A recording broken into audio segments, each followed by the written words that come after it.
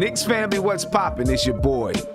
Well, here we go, ladies and gentlemen. We all knew this was going to happen eventually, and it's here now. Derrick Rose, he's out due to COVID-19 protocol. Elfrid Payton is out due to a sore hamstring. Immanuel Quickley is now out.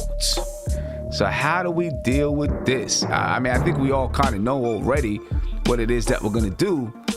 But man, all of our point guards are out of the rotation. Frank Ntilikina, Andy, I kind of feel like you and Frank, I kind of feel like Andy and Frank, and maybe even Kev on the slide, that whole thing was probably a ruse. And they spiked everybody's drink to make sure that Frank got the start and could play 48 minutes. They did something. I'm trying to tell you, the whole thing was a ruse between Andy and Kev, and I think they made it up. They got Frank on the phone, and now we got a conspiracy at hand. What's up, Andy? What's going on, man? What up? Well, I didn't get the memo, at least from Frank agents, at least. I didn't get my cut yet. So, and, just to be on point, Kev is not on the Frank train, and I don't care if he wants to get back. I'm not letting him on, bro. You the new it's president. Only one way, and he took the way out. So, Kev, Okay. you better not hop on the show when I'm here. So, yeah, all three of those guys are out tonight, and I'll bring this over here just so everybody can see. According to the Knicks PR, Elfrid Payton is out with a strained right hamstring. Immanuel Quickley with a sore left ankle. Austin Rivers for personal reasons. Derrick Rose for health and safety protocols, and Mitchell Robinson for a broken right hand. So, Josh, where do we go? I'm assuming it's Frank Ntilikina starting at the point guard spot, and Alec Burks backing him up. So like I said, the Knicks are pretty much screwed without any one of those guys there. Now Quickley's gone, so that's even worse. My only hope, and what I'm hoping the Knicks decide to do, is to use a lot of RJ Barrett on the on-ball role. Don't get me wrong, I do like what RJ Barrett has given us now. I'm not taking anything away from him. He's been really consistent since the new year. But I've always felt like RJ Barrett still needs to take that next step to be someone that we can start building around.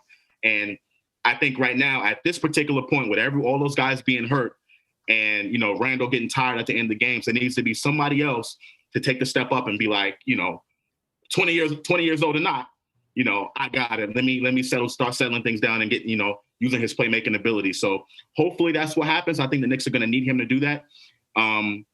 If he doesn't, it's fine. I still think RJ is a really good player, and we're going to use him moving forward in later seasons. But right now, I think the Knicks need him to step up and be that guy and get some on-ball opportunity. So hopefully that's what happens. Yeah. I think that is going to be one of the ways that Tom Thibodeau can, by committee, fill in this point guard need. Steph, do you think Jared Harper gets any burn at all? I don't think so. Tibbs, yeah, I don't think so. I think he's gonna. I don't even think Frank is gonna start. I think Burke is gonna start at the point guard. I think Frank is gonna back him up. I think Frank is gonna get minutes, but I think he'll probably get minutes off the ball. So there'll always be another ball handler in there with him. And you'll probably see somebody else bringing the ball up more than Frank, even when Frank is in there. I think Randall may handle the ball more. It would be great if RJ initiates the offense and brings it up some. But in my personal opinion, Frank has not looked great over the past 4 games. He looks great defensively, but we already know he can do that. Mm-hmm. But in terms of initiating the offense, in terms of hitting open shots, it seems like his confidence is even down, because there was a game before the All-Star break where he shot very well from the 3-point line. So right now, not only is he missing shots, and everybody goes through stretches like that, he just looks like he's shooting air balls. He just doesn't seem confident out there on the offensive end. So I'm not sure how much we're going to see. I would love to see Knox today. That's what I'm saying.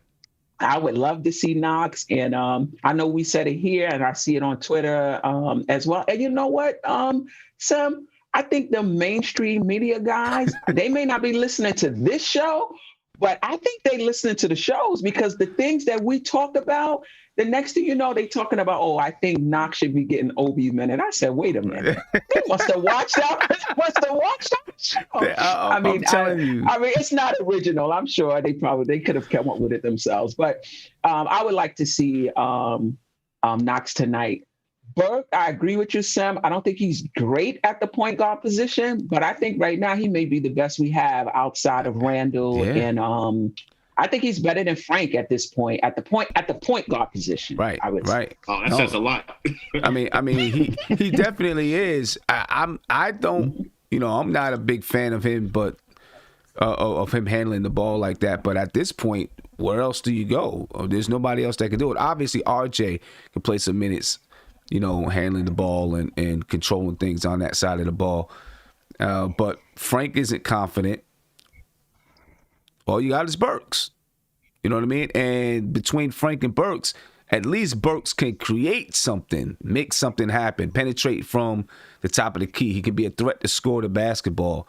I think that Frank is still going to start, because we need somebody coming off the bench now, that can come in and make some kind of a change, because, or make some kind of a difference, because now Quickley's not there. So I don't know who else would come off the bench if you start. Obviously, they could stagger the lineups, and so maybe it wouldn't matter that much. But Julito, man, you think Knox gets some burn, or does Tibbs just go super short and go with a 9-man, 8 or 9-man rotation? I think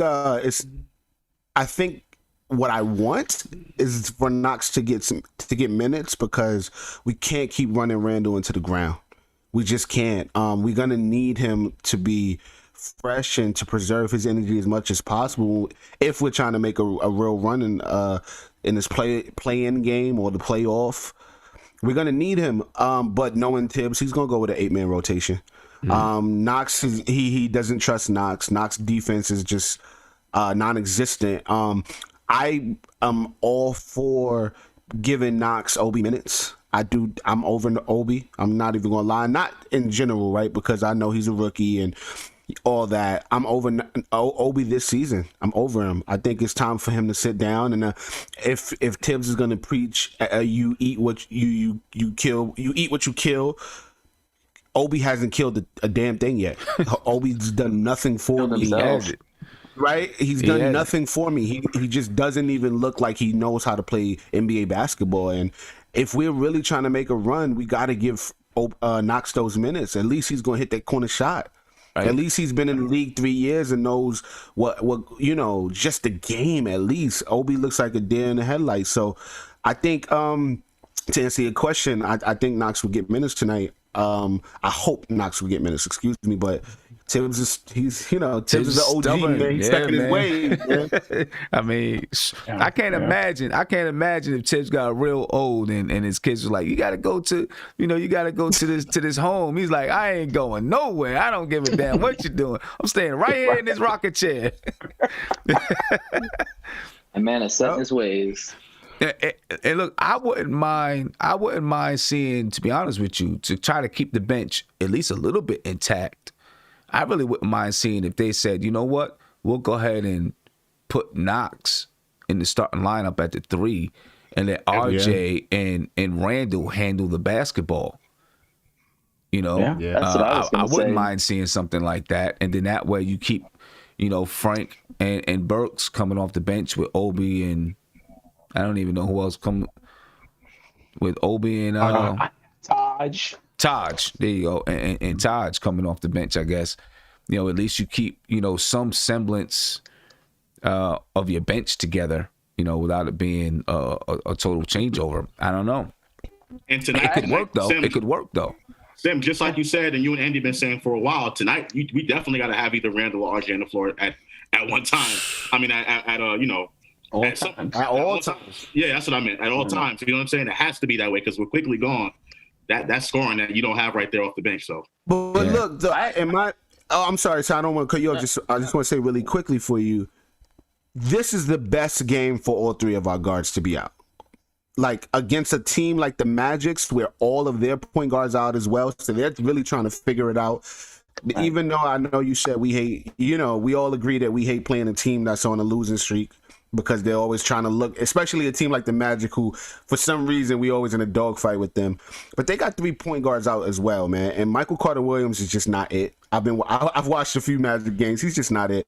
So this is the best game we could have had it happen for us, and hopefully Quickley just sat this one out, and he'll be back with us on Sunday. Right. So I wonder when we played Philadelphia, he went back to the locker room early. I think maybe once or twice he went back to the locker room. Right. Maybe he went back to tape his ankle or whatever it is. He must have just got a slight twist or something. Nate, what do you think, man? Kevin Knox. Any chance whatsoever that Tom Thibodeau says, you know what, we're going to go ahead and throw him in the starting lineup so we can keep our bench the same? I don't know if it's going to be in the starting lineup. Listen, I actually think RJ is going to start at the point. I think, and they probably think Burks at the 2, and Knox and Ntilikina will come off the bench. I mean, Knox has got to get into the rotation, man. I mean, he's too good when he's hot, he can make shots, and he's a good 3-point shooter. And we're going to need as much offense off that bench as possible, especially if Frank's going to be coming off the bench. I mean, personally, I would go with Frank. You know me. I mean, I don't care what anybody says. I would still start Frank at the point guard position, just to give that bench some pop. But I think Barrett's going to start at the point. I think they trust Barrett enough, because if you watch games, they usually have the ball in his hands, and I actually think they want to see how he can facilitate the offense. Just like in these situations, just in case like we have this again where all our point guards go down, I think they trust Barrett enough to let him run the offense. And so I think he's going to start at the point guard. Well, he depending on, even if Frank Ntilikina is in the lineup, I can't see.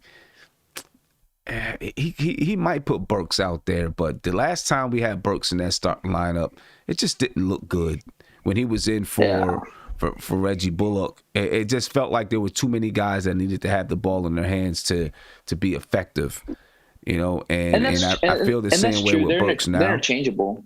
Yeah, Ntilikina and Barrett are interchangeable. So I mean, it doesn't really matter who plays the point, but I could see him putting Frank in the starting lineup with Barrett. Well, I mean, he's done that. He's done that before, so that's what I'm thinking. Knowing what Tibbs is. That he's, kind of sticks with his patterns. He's done it before, started Frank, and, he might do it again, and then Frank could get 5 minutes and not play the rest of the game if he's not playing well. He's got a short hook for Frank Ntilikina, So I just want to see Kevin Knox go ahead and get out there. Deservedly so. Yeah, deservedly so. Yeah, I mean, he's got to come and produce, man. I feel like he always gets the short end of the stick all the time, man. I feel like I've seen games where there's other players that have done worse than Frank, and they get more leash. I don't know what it is about him. Well, but the coaches just don't like him. They don't believe in him. I mean, when you're young, it's not personal. It's never personal when it comes to coaches. He's just not. Coaches want to win. Player. They're gonna play the person that gives them the best opportunity to win. And I think we all said it from the beginning. Tibbs being one of the best defensive coaches and a defensive-minded coach, if he's not playing Frank, that means something. He's just not that good. Yeah. I mean, in that case, don't play him at all. I mean, he's heaped some praises on him. Right, in spot duty. He's heaped some praises on him, that he likes what he loves what he does defensively, and, the way and this was just recently, just the other day, but, if you need offense, you're going to put in someone that gives you offense. I think it's just that it's going to be that simple. But Frank is can you not giving you offense. Can you justify Toppin playing more minutes than Frank? Well, they play different positions. Yeah. True, Frank but had 4 years. Yeah, but I mean, he's 4 years under 4 coaches. It's not about being. He is younger, but he's had 4 years to play and prove what he can do with 4 coaches. Correct. That's my. Each of those coaches came to the same. And none of the coaches believed in him. That's true. But Well, Nate. So if okay, let me ask you something, Nate. Right? If you see a person that keeps getting into arguments with 20 different people every time they go step out their door, who's the problem? Those 20 different people or that person? It's probably that person. So maybe there's just something that with Frank, maybe it is the offense thing. Who knows? I mean, he's gonna play. You know, if he doesn't come with offense, I just don't think he's got a fair shot. If he doesn't come with offense, if he doesn't come with offense, then he's not going to play as much. If he comes with offense, then he's probably going to play much. He's going to play more. How can you say he hasn't gotten a fair shot? He literally had the opportunity to play 30 minutes the last 3 games. He didn't score a point, and he started 23 games last season. But the thing is that Frank's not an offensive player. Like, people need to get that through their head. But that's not the reason he's not playing. Defense. He's also playing mediocre defense. He's not playing great defense right now. I don't know about who's Frank stopped? He hasn't gotten a steal in like 5 But he's games. on the ball. I mean, he forced that 1 turnover in that last game. Oh man, who was he against? The other ones. That was 5 games ago. Exactly. I was at the game. It was 5 games ago. I get it. But I'm just saying, I mean, 4 coaches in 4 years. I mean, yeah, sure. I mean, he's not the only one that's had 4 coaches in 4 years. Everyone else is thriving and improving.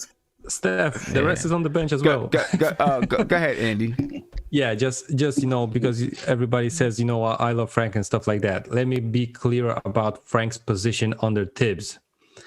Under Tibbs, Frank's skill set is better suited for an off-guard position. Yes. So no matter what everybody says that we have to play in point guard, whatever, and Tibbs loves in his point guards a fast first step, so they can beat up, beat the defense with the first dribble and stuff, with the first step.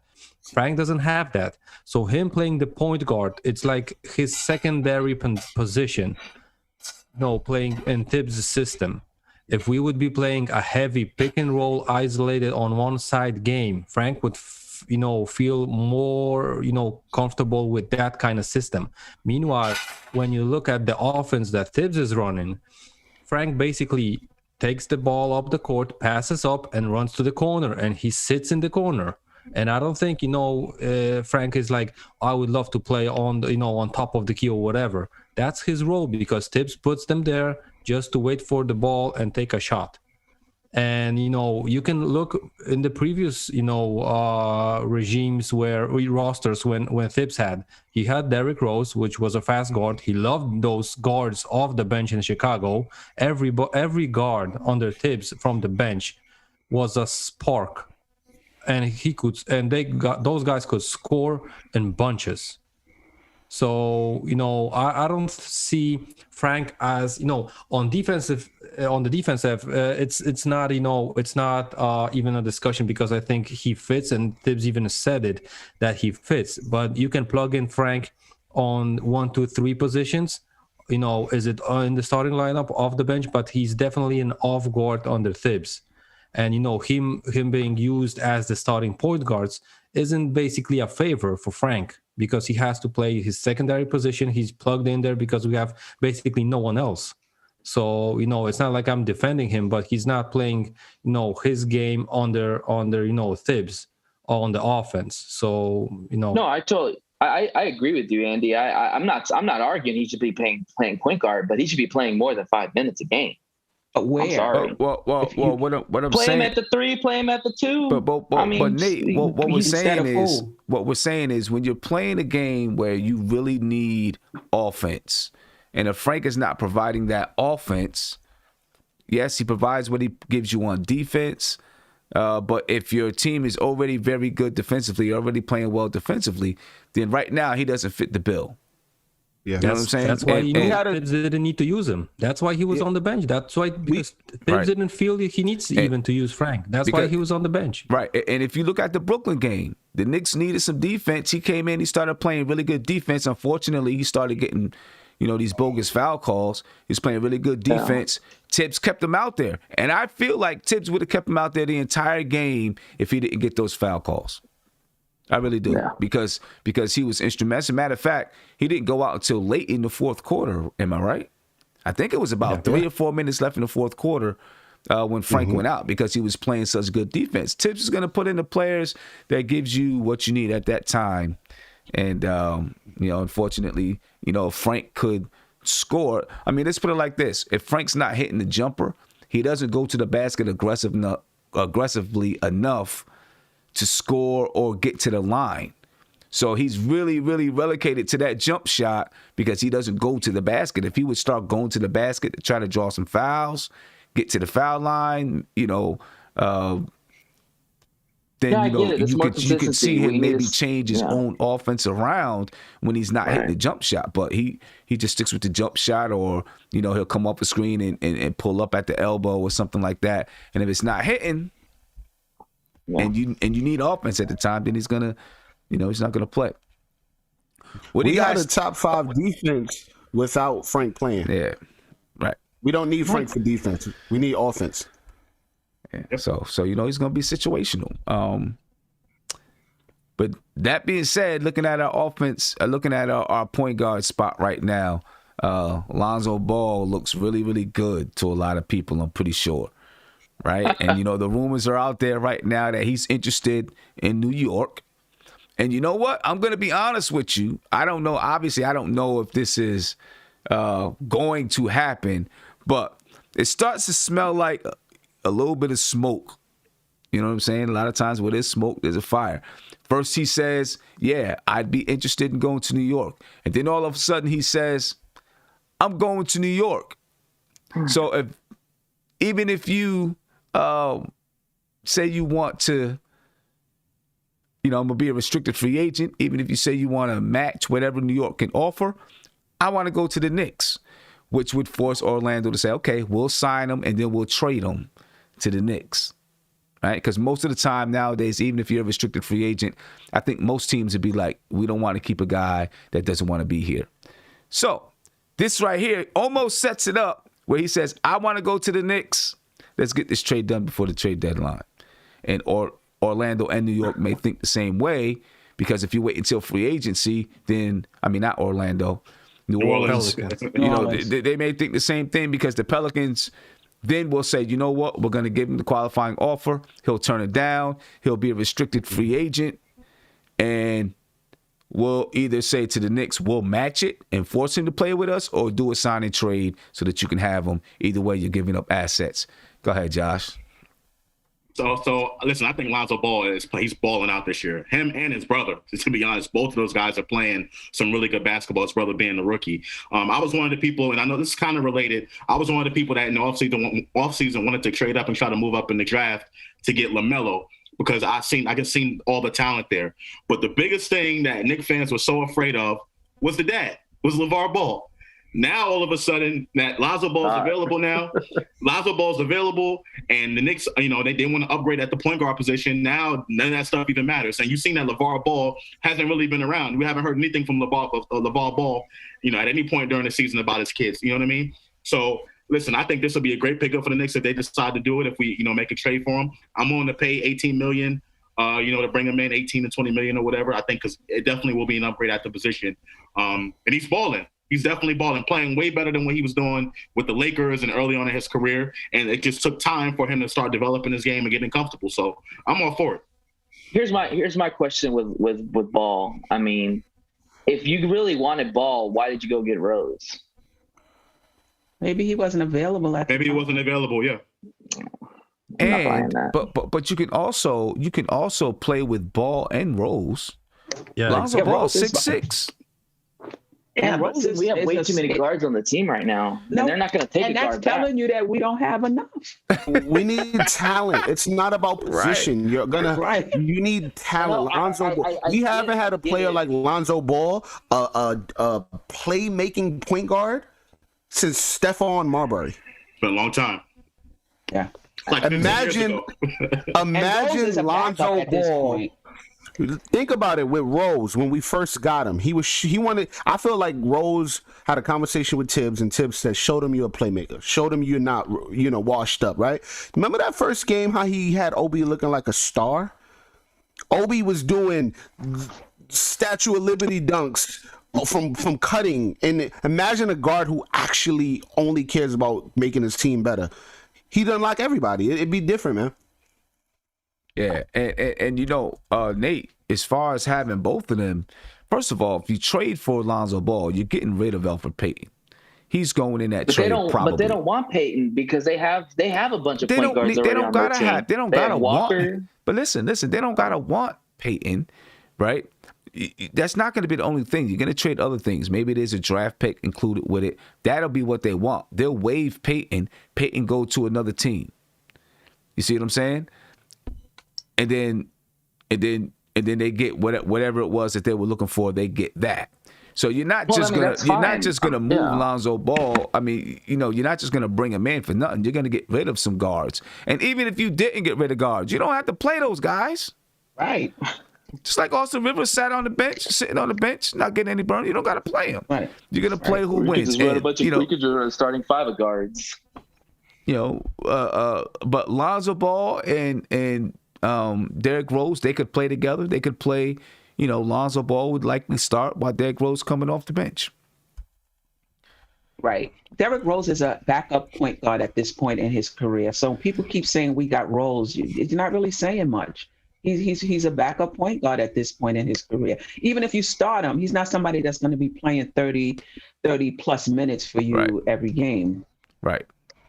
And Lonzo Ball is, you know, 22, 23 years old. I mean, he fits the I'm down to get him timeline. Ball if we get rid of Payton. You know, he fits the timeline with Julius Randle. As a matter of fact, they were teammates together, I believe. Yeah, they were teammates together. You know, I wouldn't mind going and getting him right now. Andy, would you go get Lonzo Ball right now at this trade deadline? Sim, yes, I would. And just I wanted to plug in something. I don't know if you guys were thinking about it.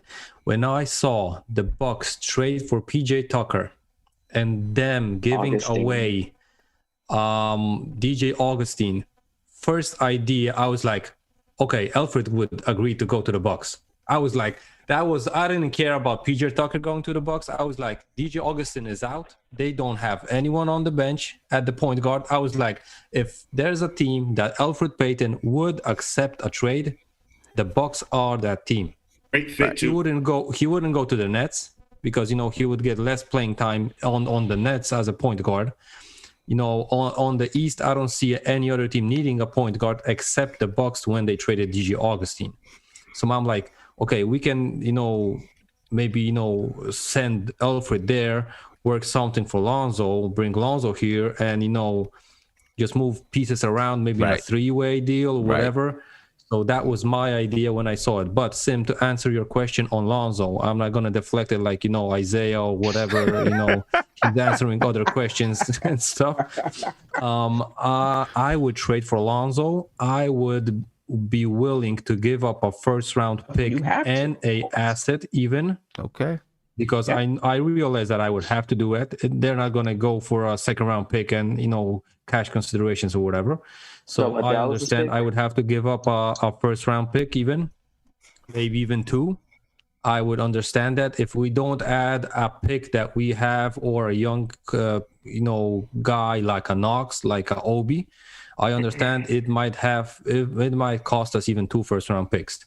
Only thing I would love to keep is probably this year's both picks, because I feel we could trade up using both picks and at least move a little bit up. So keeping this year's picks are really important for me.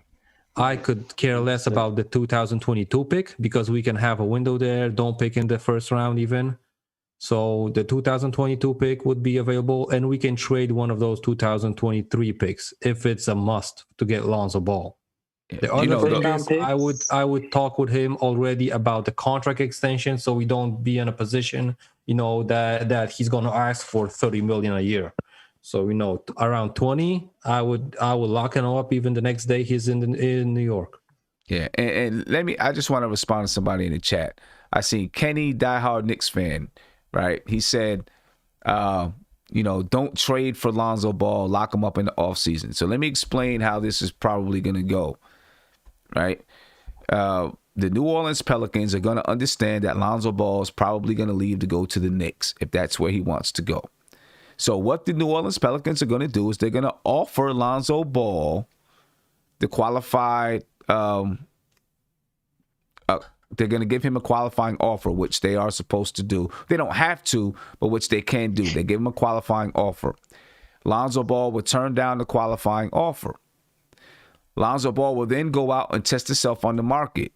Once he goes out and tests himself on the market and the Knicks offer him a contract, the New Orleans Pelicans are going to match that contract. And then once they match that contract, because Lonzo Ball is going to be a restricted free agent, once they match that contract, then they're going to call the Knicks and say, hey, we will trade you Lonzo Ball.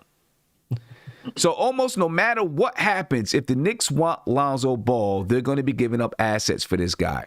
They're not going to get him for free in the offseason because the New Orleans Pelicans, they control Lonzo Ball's contract. They can make him a restricted free agent. So anytime a player is restricted, that team can match any offer, and then they can trade him.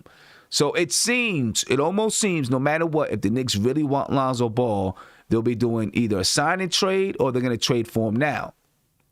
If you trade for him now, you actually give up less assets because he makes less money now. If you wait until the offseason and you agree to sign him for 4 years, $80 million, and now he's making $20 million a year, now you've got to send out $20 million in assets plus whatever picks and things like that. This year he makes $11 million. So if you make that trade now, you only got to send out $11 million. You may not have to send out anything because you got $15 million still that you can use. So maybe now you're only sending out picks. And you can use those players to make another trade somewhere else. So if you really do want Lonzo Ball, to me, you try to entice New Orleans to do it now instead of the offseason. That's what I would do because I think in the offseason, you're going to end up giving up more for Lonzo Ball. Would you give up 2 first-round picks? And just even not to even mention that if you would offer Lonzo restricted free agent money, that money would be locked up and you couldn't use it for any other free agent. Exactly. So you're going to be stuck until he gets a response to you and a couple of days for the Pelicans to match, and you can be out of the running for any other free agent you want to sign. Yeah. Right. Moratorium period. Yeah. So it just makes sense to do it now. If it's going to happen, it makes sense to do it now. You know what I mean? If that's who they really want. And it sounds like Leon Rose really does like Lonzo Ball. But if they know, I'm telling you, if New Orleans knows that him and the Knicks are going to be a match made in heaven, that's what they're probably going to do. Then would you give up 2 first-round picks for him? I don't know. It's tough. I'm not giving up 2 first-round picks. I'll tell you this much. Hell, you try to get Beal for 3. You can't tell me 2. Come on. I'm not giving up that Dallas one. That's point blank. Why? Dallas is playing well, aren't they? You're going to give up that Dallas one in 15 minutes, bro. Not this year's because you can trade up on this one. Hey, Kev, you know what we're going to do? We're going to throw Frank in that trade. Just for you, all right? And people are talking about Lonzo, where he is now. The Knicks are betting on the fact that Lonzo is ascending, right? Yeah, They're betting on the fact that he's going to continue to develop and get better. Right. Yeah. His shot's gotten better. Yeah, so we'll see what happens. We got 1 week until that trade deadline. 1 week next to Thursday. today. Yep. 1 week. Absolutely. 1 week to today to that trade deadline. We'll see if the Knicks make a move or not. But tonight they play the Orlando Magic. They're down all of their point guards, Kev. They're down all of their point guards. So now Frank Ntilikina, I told Andy before the chat even started, I know that you two got together. The whole thing about you no longer supporting Frank Ntilikina was a ruse. You and Andy and Frank, you got together. You conspired to make sure that all the Knicks point guards were out so that Frank Ntilikina can get his minutes. He better capitalize on it. He better capitalize on it. Because for the Orlando Magic, ladies and gentlemen, they got a lot of injuries themselves. Even Michael Carter-Williams is day-to-day. Wow, but he's likely going to play tonight. Evan Fournier, he's questionable with a groin injury tonight. Terrence Ross, he's day-to-day. with a knee injury. He's questionable So what you're saying for is we should tonight. win. So, Sim, are you saying this is barbecue chicken? Type I'm not tonight? saying That's what you're anything. saying? I don't know because we got a lot of injuries ourselves. James Ennis the But third, he's got a calf injury. He's out. Aaron Gordon is day to day. Right, he went So we through playing the practice G on League team, Wednesday. basically, right? Now, I don't know. Mo No, because Bamba they got playing? Vucevic. They got Vucevic, right? Mo Bamba. Aaron Bamba's Gordon. playing, but he only plays like 5 minutes a game. Yeah. Aaron Gordon. He practiced on Wednesday, but he's questionable to play tonight against the Knicks. And then Cole Anthony, he went through a light shooting practice on Tuesday, but it appears that he's not close to game action.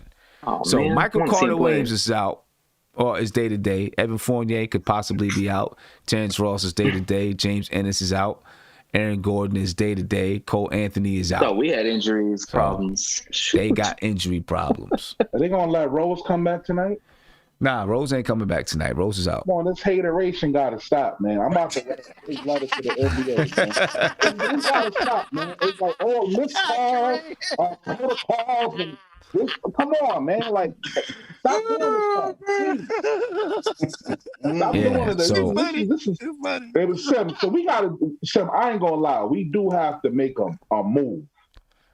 We do have to get something to help us, because we playoff bound this year, man. I believe we can make the playoffs. I hope so. Listen, hopefully Immanuel Quickley will be back in time to play the Philadelphia What's going on with 76ers. him? He's got an ankle issue. Twisted Damn, ankle, I'm sore sorry. ankle, or something like that. The Orlando They need to Magic, start they've making lost 8 in a extra row. seed or something. They've lost 8 in a row. Oh, the wow. Magic have Oh, lost 8 in a row. Barbecue. All right. Barbecue chicken. And That's what so I'm talking about, baby.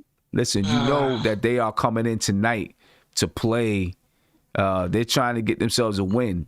You know what I mean? Yeah, they the gonna come last play the time, best. the last time they beat the Knicks, they went on a 3-game winning streak. So now I'm sure they feel like we can come in and beat this team, especially a team that's down. Down men. Down men. players that could potentially be starters for them. You know what I'm saying? So this is not going to be. I don't think this is going to be a walk in the park. You know what I mean? It's not going to be a walk in the park whatsoever. It's going to be a tough game for the Knicks. They're going to have to battle. Every time we've played the Orlando Magic, it's been kind of a tough game. And of course, it's going to depend on who plays tonight. So, really, we don't know much about who's going to be out there playing. Just looking at some projected lineups. I'm projecting that Frank Ntilikina is going to start at point guard for the Knicks. And you got Reggie Bullock, R.J. Barrett, Julius Randle, Nerlens Noel. I wouldn't be surprised if he went ahead and started Alec Burks. But I would think that he's going to start Frank and let Alec Burks have that second unit to himself. And then for the Orlando Magic, Michael Carter-Williams, he's day-to-day, but, he could very well play. Maybe Evan Fournier, he's also day-to-day. Aaron Gordon is day-to-day. Then they got Al-Farouq Aminu and Nikola Vucevic. So who knows who's going to suit up for the Orlando Magic tonight. But these are projected lineups. We'll see what happens tonight when they finally get out there to try to play the game, man. It's going to be interesting to say the least. And even when we look at numbers, when we look at these numbers here that I'm throwing up on the screen now, I mean, all of this basically goes out the window because we don't know who's going to be playing tonight. But the Magic, they average about 105 points per game. And the Knicks, we were up there. We average 105 points per game. We were rising until we just played against Philadelphia and we weren't able to score. Of course, it was the second night of a back-to-back. Orlando, they average 104.6. We average about 46 rebounds per game. They average 22.6 assists. We average 21. We both average around 7 steals per game, both around 4 to 5 blocks per game. We both average about 13 turnovers. We shoot 45% from the field. They're shooting 43. We shoot 37. They shoot 35. We're both around 70. Well, we're 77%. They're 79% from the free throw line. We should dominate in the paint. We average 46. They average 39. But, of course, they got Vucevic going up against Nerlens Noel, so that makes a difference. Both average 13 second chance points per game. They average 10 fast break points. We average 8. Just like the Knicks, Vucevic is their best player.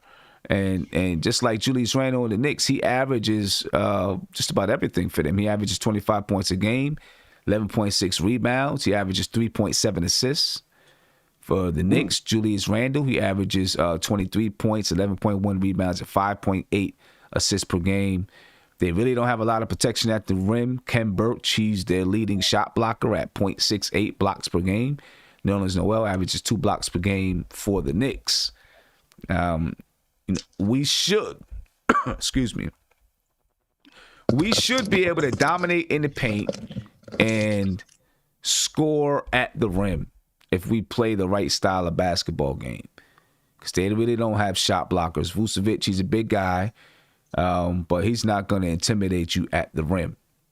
If we play the right kind of basketball game, attack the basket when we have the ability to, we should be able to score at the rim tonight. I'd be looking for Nerlens Noel to get a couple oops at the rim. I think he should be able to. And here's a night, Obi Toppin, try to get him some looks at the rim. Yeah, they have no exactly. protection. If you're gonna put him out there, let's try to get him some looks at the rim. Why not? You know what I'm saying? Can I ask you a question? Yeah. So, I'm not even a question. I believe that this dude might see some minutes tonight, being that we only got Frank. I would try to get this dude Theo Pinson some minutes. I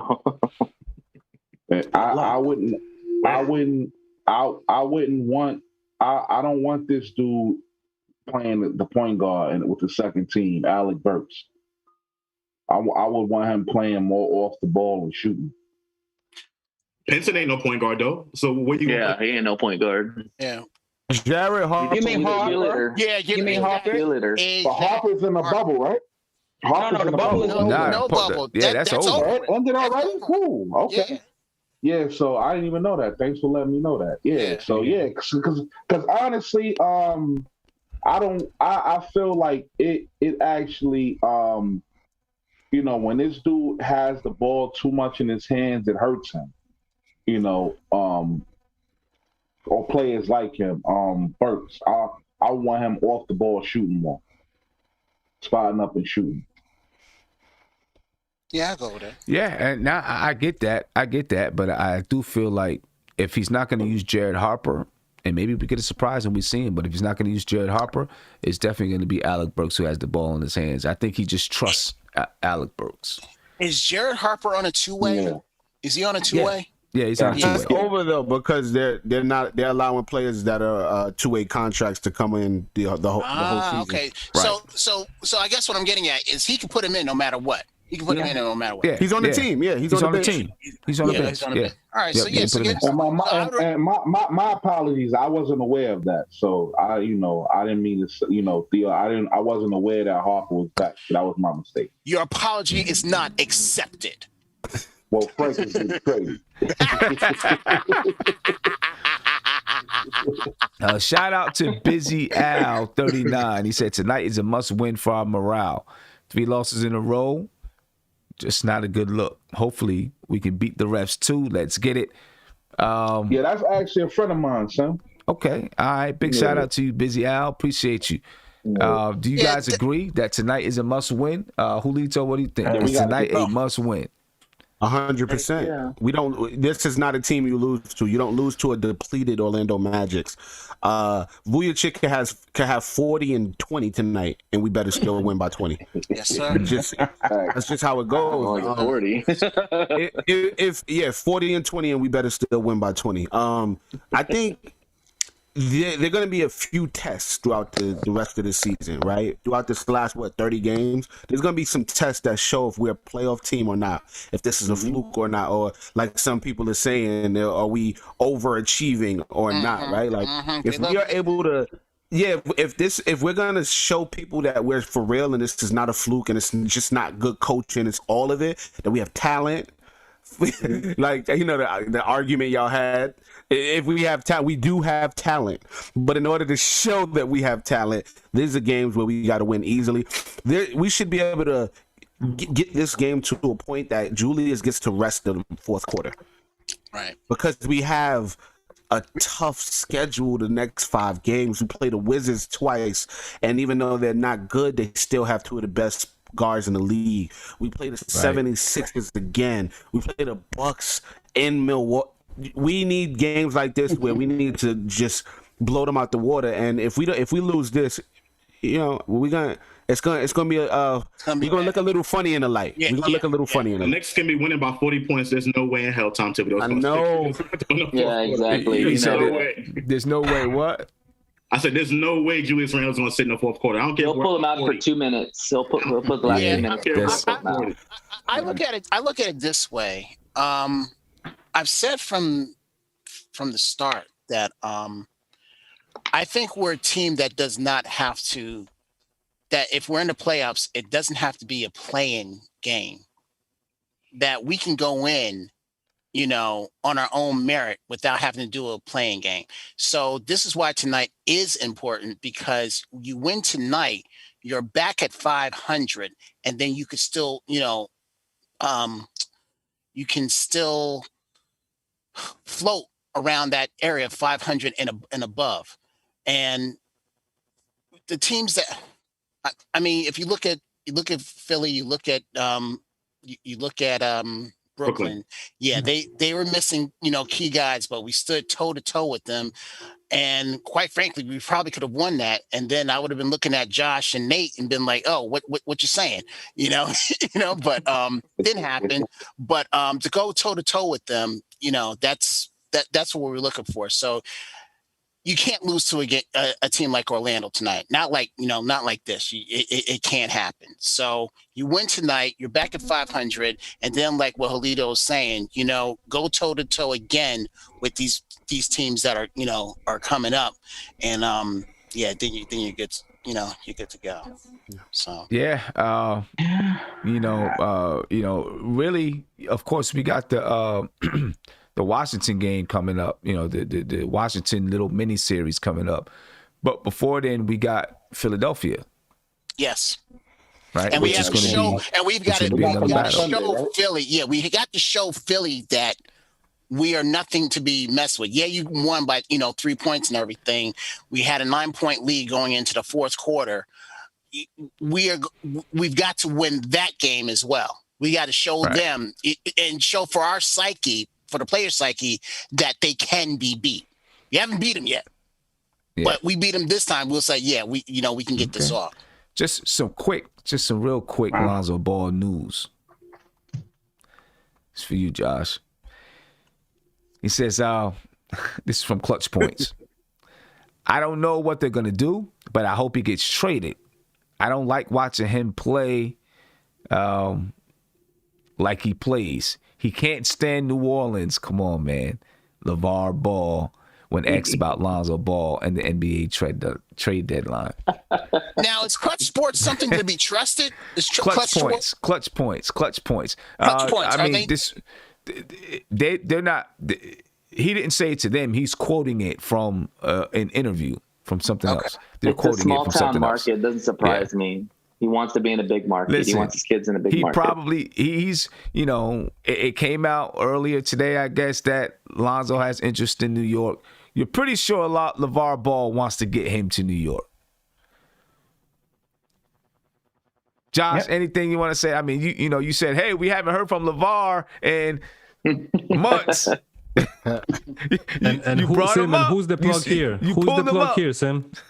I just think either way, I still think the way these guys play on the court is going to override all that stuff that people are afraid of. You know what I mean? So if Lonzo Ball comes here, and don't get me wrong, I think LeVar Ball is wrong in this situation, because I think Stan Van Gundy's offense is what is allowing Lonzo Ball to start to break out, more free flowing and things like that. I think if Lonzo Ball comes here, I don't think we'll see quite the same amount of production that we're seeing with him now.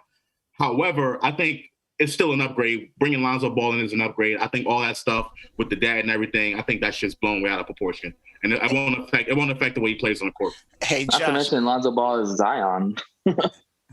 Hey, Josh. You trust his 3-point shot more than you trust Elfrid's, right?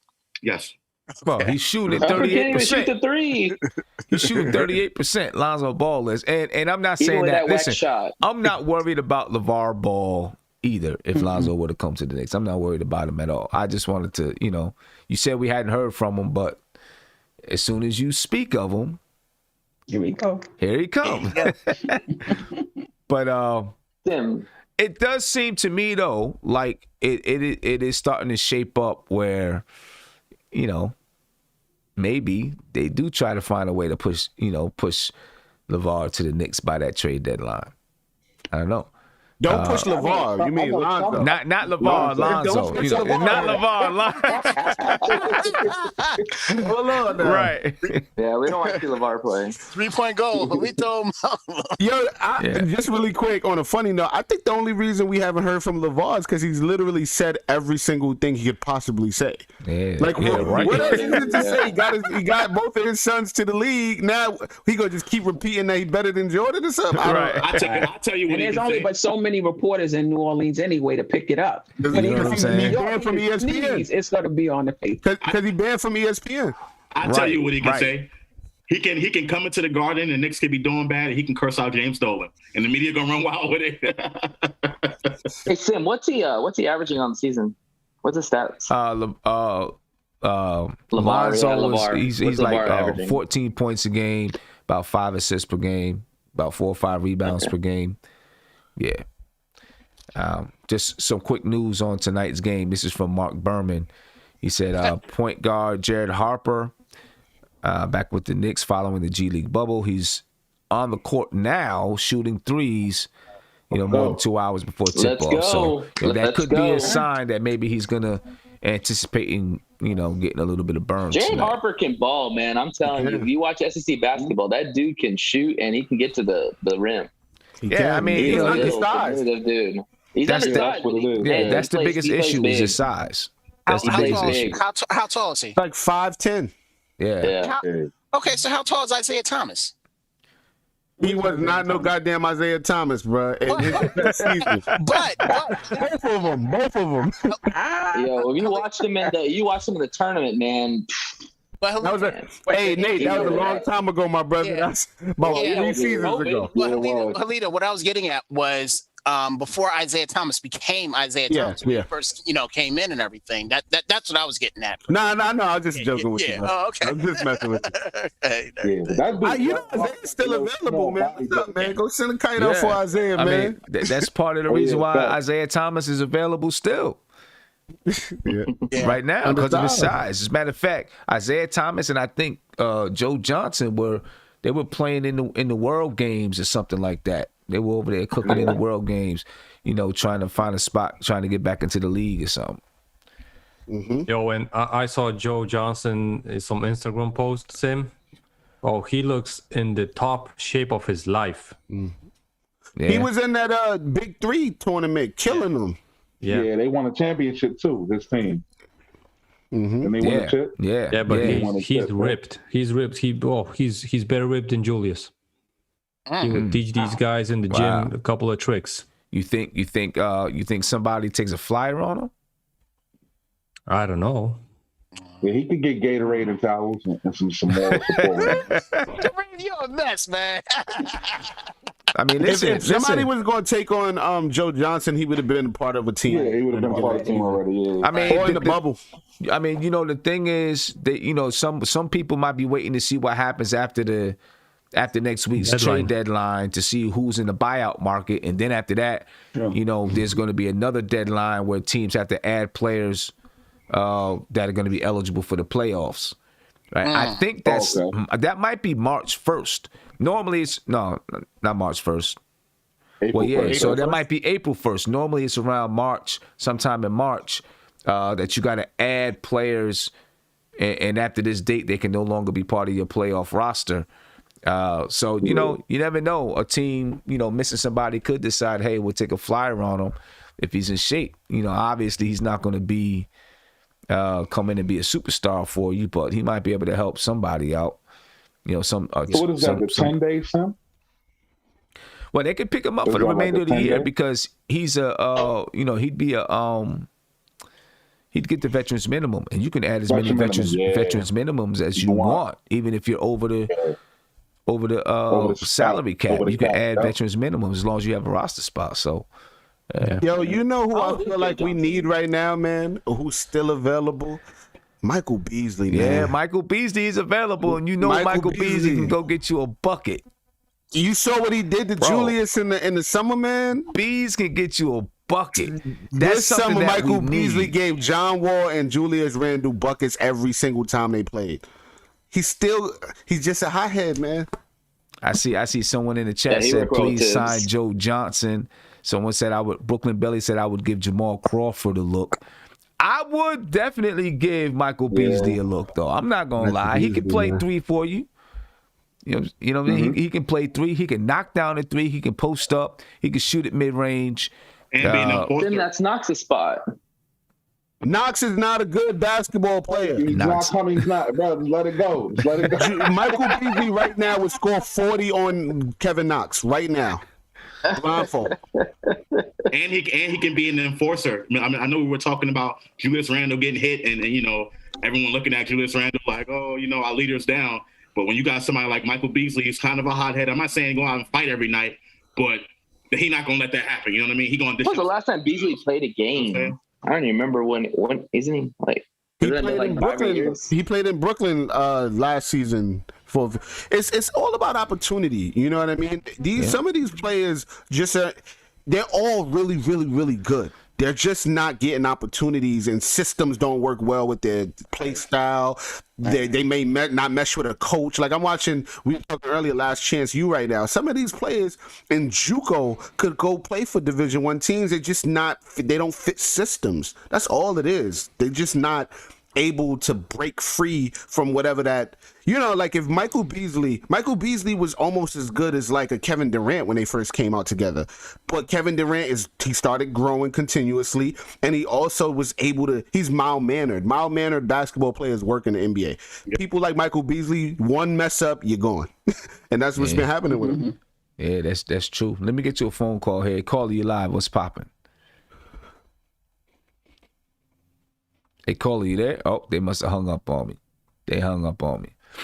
Well, tonight, ladies and gentlemen, the Knicks play the Orlando Magic. I'm going to see if we can pull off a win tonight. It is a win that I do think we need to get tonight versus the Orlando Magic. They've lost 8 in a row. We've lost our last 2 to Philadelphia and to Brooklyn. And then after we play Orlando, we got Philadelphia again. So, yeah, we definitely need to get this win tonight. This is the start of a 4-game homestand at the Garden. All right, so we need to take care of business at the Garden. I don't like the homestand simply because, okay, we play Orlando. Philadelphia is a tough team, of course, and then we play Washington twice. You know what I mean? And it's almost impossible. It's almost going to be almost impossible to beat them twice. So I really don't like this homestand. But we got to take care of business coming home. You know what I mean? Hey, we got fans now, so It's what we got it is. fans. So. Yeah, we got 2,000 people in the Garden. So that's another thing. If Lonzo Ball does get traded to the Knicks or comes to the Knicks, I said it before and I'll say it again. The first game, he's got to get booed the first game, simply for saying, for his comments about Nas.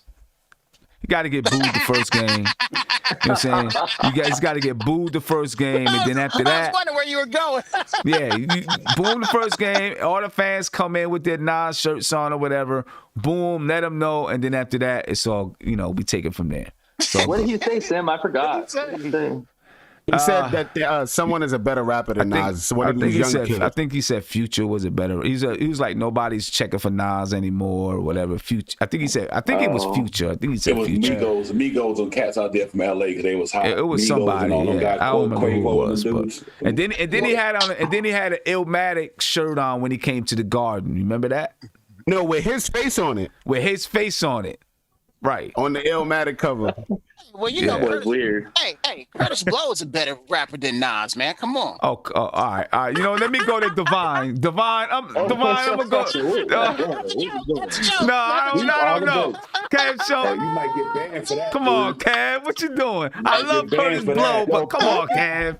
You can't do that. You trade Frank, put Kev in the package. Come on. You said put Kev in the package. Put Kev in the package. That's it, Kev. Yep. It's some Paul Mall. Yeah. See, that's it, Kev. If Frank gets traded, Kev, we putting you in the package. If Frank goes to New Orleans, we buying you a New Orleans Pelicans shirt and sending you to New Orleans with Frank. Hey, Alito, you see how they treat me, man? I see it. Yo, you deserve that one, Kev. You deserve that one. Curtis Blow. Send them all. Let's go to change. Let's go to Kevin is passing out over here. Hey, Devon, what's going on with you, man? How you What's up, feeling? brother, man? Salute to everybody, man. Sorry for checking in late, man. Didn't want to disrespect the show by coming in late, but I'm here, man. I hope the Knicks get it tonight, man. I think it's definitely a must and a must win in the sense because we don't know when our players are coming back. But I think we go in there tonight and handle our business, man, and get the 500 and take it from there, man. So I hope we go in there and grind it out. I think you might see a Kevin Knox sighting tonight because dude that quickly is out, the next man in the rotation. Not that he's gonna be point guard. I think you might see a Knox sight tonight because we down so many bodies, man. So he's that situational dude, and that'd be nice to come in there. If Alec Burks go to the point guard spot, you definitely probably see Knox tonight. And he on the team, so let him go in there. Hopefully he can hit a couple of threes and we need everybody tonight, man. Whether we like him or not, Knicks need anybody we got down there tonight on that team. So let's hope we come in there and get that W tonight, man. So salute and let's go get it, Knicks. What if Brazikis goes ahead of Knox? Whoever. Anybody on that 15-man roster, we need them bodies tonight. Yo, Iggy, next time Iggy get 20 minutes, he's going to be playing for the Shanghai Sharks. You're probably right. I don't see him getting that for the Knicks, but you always need people to get towels and Gatorade, man. Y'all do know that, right? Moral support, hold pillows under people. Oh, you got the injured leg. Let me make sure you get it on the wedge properly. So you keep it from tightening up. Gatorade too hot. Let me put some ice in it. Kareem on fire today. We always need that though. Also, Mitchell Robinson posted something on his Instagram. Saying that he's basically saying that he's ready to come back. I'm ready to ball. So hopefully he can start to take contact. I believe he's been cleared to take contact. Mm-hmm. So what happens after that? So if he's cleared to take contact, what happens next? So I guess they get into some practices. Basically he's cleared to practice now, right? He gets into some practices and he can take contact and go through some good practices and then finally get back on the court. Apparently during this time, I don't know about Washington. I don't know because I guess we'll see how many practices they have. But apparently during this time, he's been doing running because it was just his wrist in the cast. You know what I mean? So he could do some running and things like that so he can stay in shape. So hopefully his endurance is, it's not going to be in game shape endurance, but hopefully his endurance is there. And once he proves he can take contact and whatever, he can come back and play. We need him out there. Absolutely. I wondered this. Right now, Tom Thibodeau is using Obi. He continues to go with Obi. When Mitch comes back, do we now see Taj Gibson play the 4 while Nerlens Noel plays the 5 off the bench and Obi loses his minutes? More likely. I hope so. Yeah. I don't think Obi loses his minutes at all this season. I think there's something, it'll be a PR problem if Obi Toppin get this season. I think that's been terrible. You didn't hear what I said. It's not a talent thing or how he's playing. I don't think that has anything to do with it. I think the fact that Obi Toppin got drafted and the way he got, crying during the draft, and all that stuff, and the parents being involved and all that. I think the Knicks are playing him because of PR. I think that's the reason why, him being the first pick and everything like that. Next season and a couple seasons down the road, I think that's going to change. But right now, the Knicks, I don't think they're willing to bench him or take away his minutes because of the PR thing. That's just my opinion. That's what I think is going on. Yeah, you might be right. So it's an image thing. Somebody got to fall on his leg in practice and get him out of here. Well, the thing is also too. I take that back because I forgot they have Taj. I could see him losing his minutes. I agree with Sim because I think when Mitch comes back, Nerlens is the backup, obviously, and Taj has given you more than Obi has. So I could see Taj actually, especially if we're going to make a playoff run, I could see Taj taking those minutes from Obi, and Obi just watching the bench and learning this year, what he's got to work on and get ready for next year. It's not about performance. I didn't mention anything about performance. I mean, if we're talking about that, I don't think that really matters, man. I really don't. I mean, if he's not playing well, I mean, you want your best players on the team, to help you win, and Obi doesn't do that for us. Yeah, that's why I think. This is some of it. I think some of it does. I think some of it does come down to PR. Not that Tom Thibodeau cares about it, but somewhere along the line, maybe Leon Rose. Leon Rose is like, hey. So it's more of a saving face because they know they messed up and probably should have got somebody else. Yeah, it could be. Yep, that could be. It could be. But I think when it comes down to playoffs, let's say that comes down to playoffs, Tom Thibodeau, he ain't making the roster. He's gonna play the people that are gonna get him to win, and that's what you got to do. If Obi's not in that, Obi's not in that. Yeah, I want to throw something out there. I wonder if the Obi pick was even discussed with Perrin. If Perrin was on board with that, I'm sure they all. I'm sure they did. I'm sure they maybe all. not a huge discussion over it. They may not have all agreed, but I'm sure they all discussed it. This was a Leon Rose pick. It was discussed. He got the news from the New York Post, bro. It was discussed. Yeah. Okay. So let me ask Perrin. Wait, hold on. To answer Sim's question. Who is that? I don't know what that is. Hold on. Let Steph go. Go ahead, Steph. To answer your question, Sam, I'm not sure about Taj at the 4. I'm not sure about him playing with Nerlens. Are they going to? Well, I mean, he can shoot the 3.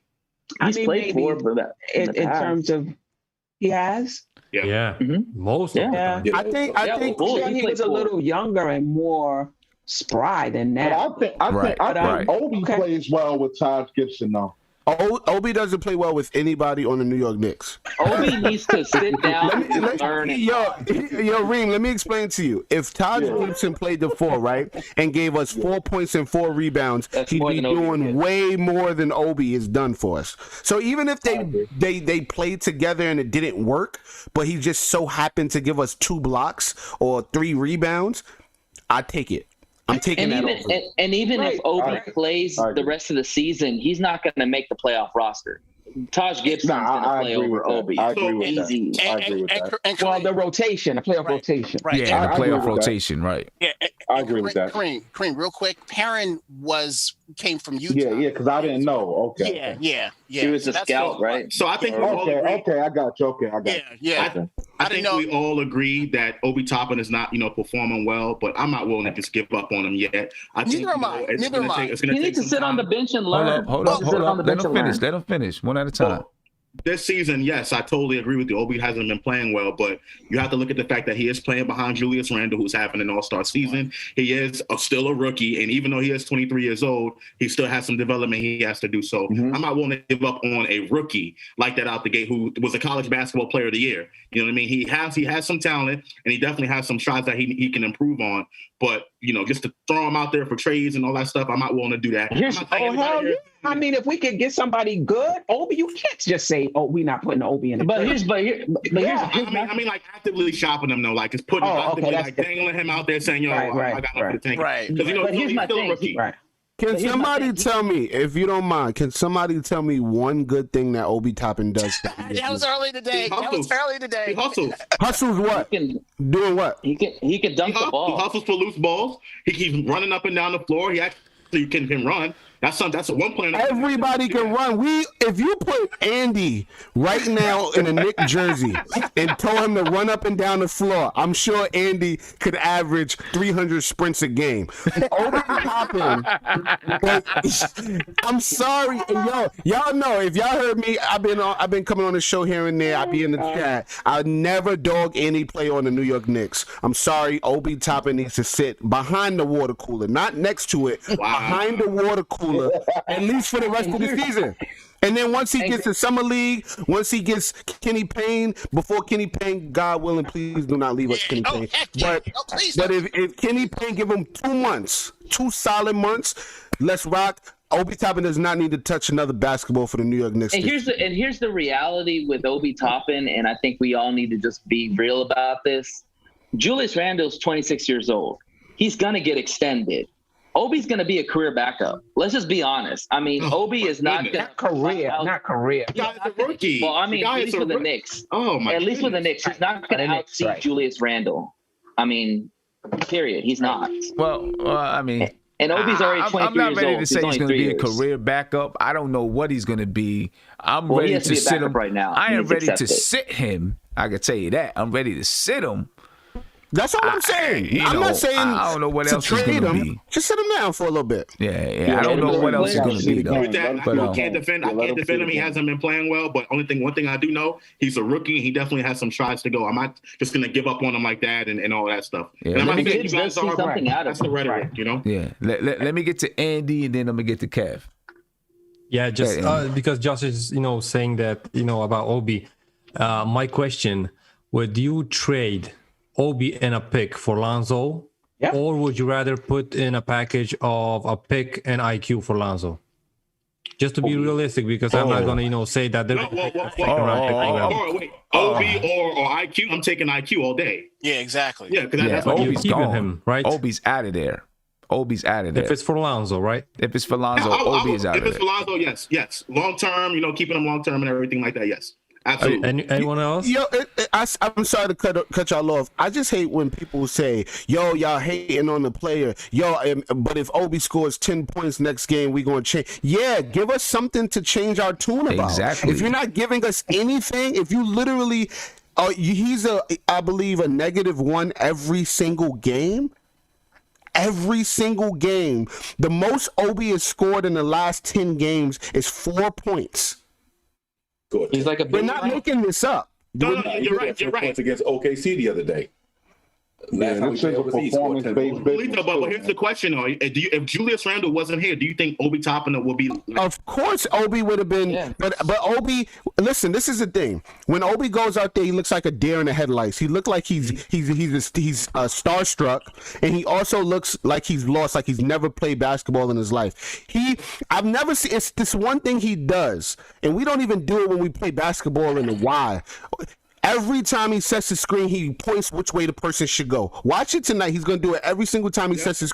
This is not JUCO basketball. This is not this is the NBA. You don't got to tell RJ Barrett which way to run on the screen because he never listens to him anyway. Or IQ. Or IQ. You don't need to tell these guys which way to run on the screen. Right. Little things like that tells me he's just not a good enough basketball player this season. And I'm also understanding that he did not have a summer league. Okay, that's right. They do not practice. That's it. Obi needed a true system that was not a. See, Dayton was about Obi Toppin. Every single play ran through Obi Toppin. He needs to be in a system and learn a system where it's not about him. It's not going. He needs to have the intangibles. I think Sim said it when these guys are playing in these schools that's really not really big programs and it's about them. They don't need to do anything but dunk the ball and shoot the basket. They don't need to learn systems. They don't need to learn how to hustle. They get everything they want. Everybody was like 2 inches shorter than. So hold up.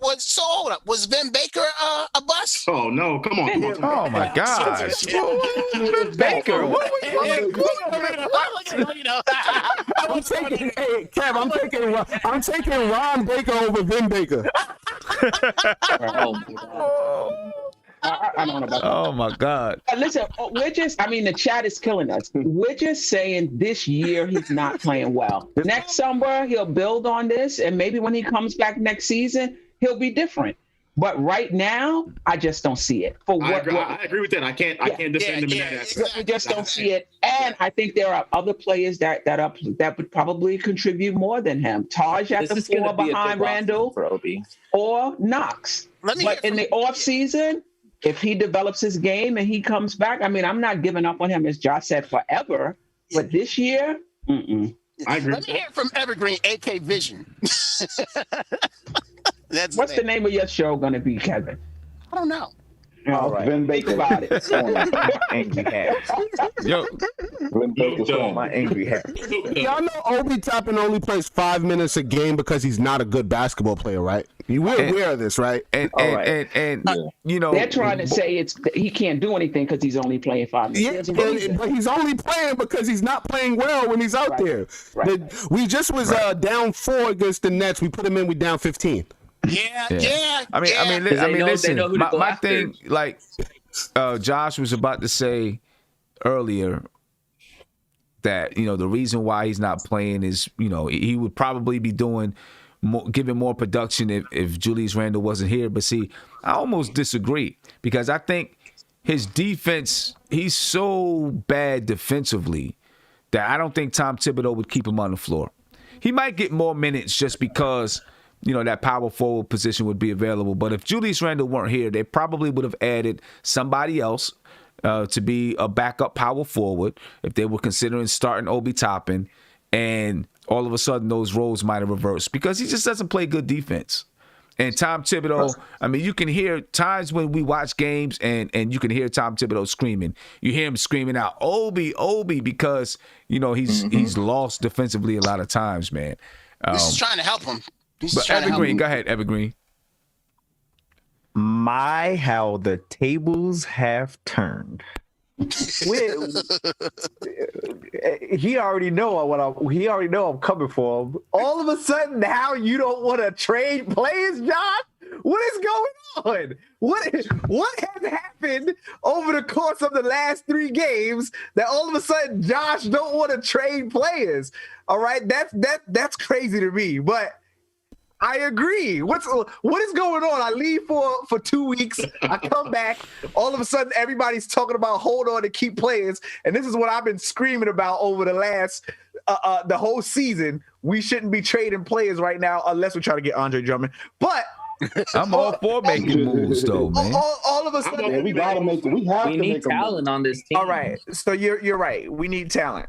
Right, that's not the argument here. Evergreen, there's a difference between trading someone and actively dangling someone out there. That's what I'm saying. I'm not actively putting them out. I want to make trades. I want to make it better, but that's what I was right. So my whole thing is, and this is what Kev alluded to, 5 minutes ago, was we haven't been able to adequately put any of these guys in a system within training camp to say, you know what, I know exactly what I got, right? Then you start putting them into in-game situations where the defense is different damn near every quarter, right? And this guy's been playing in the Dayton system for the last 2 years. He comes into the Tom Thibodeau system, where we think is consistent, right? Which it is for the most part, but the defenses aren't. The defensive change damn near every quarter. So not to mention the lack of practices too. The lack of practices, right? Everything is so combined. So I'm not willing to say that a kid and the title of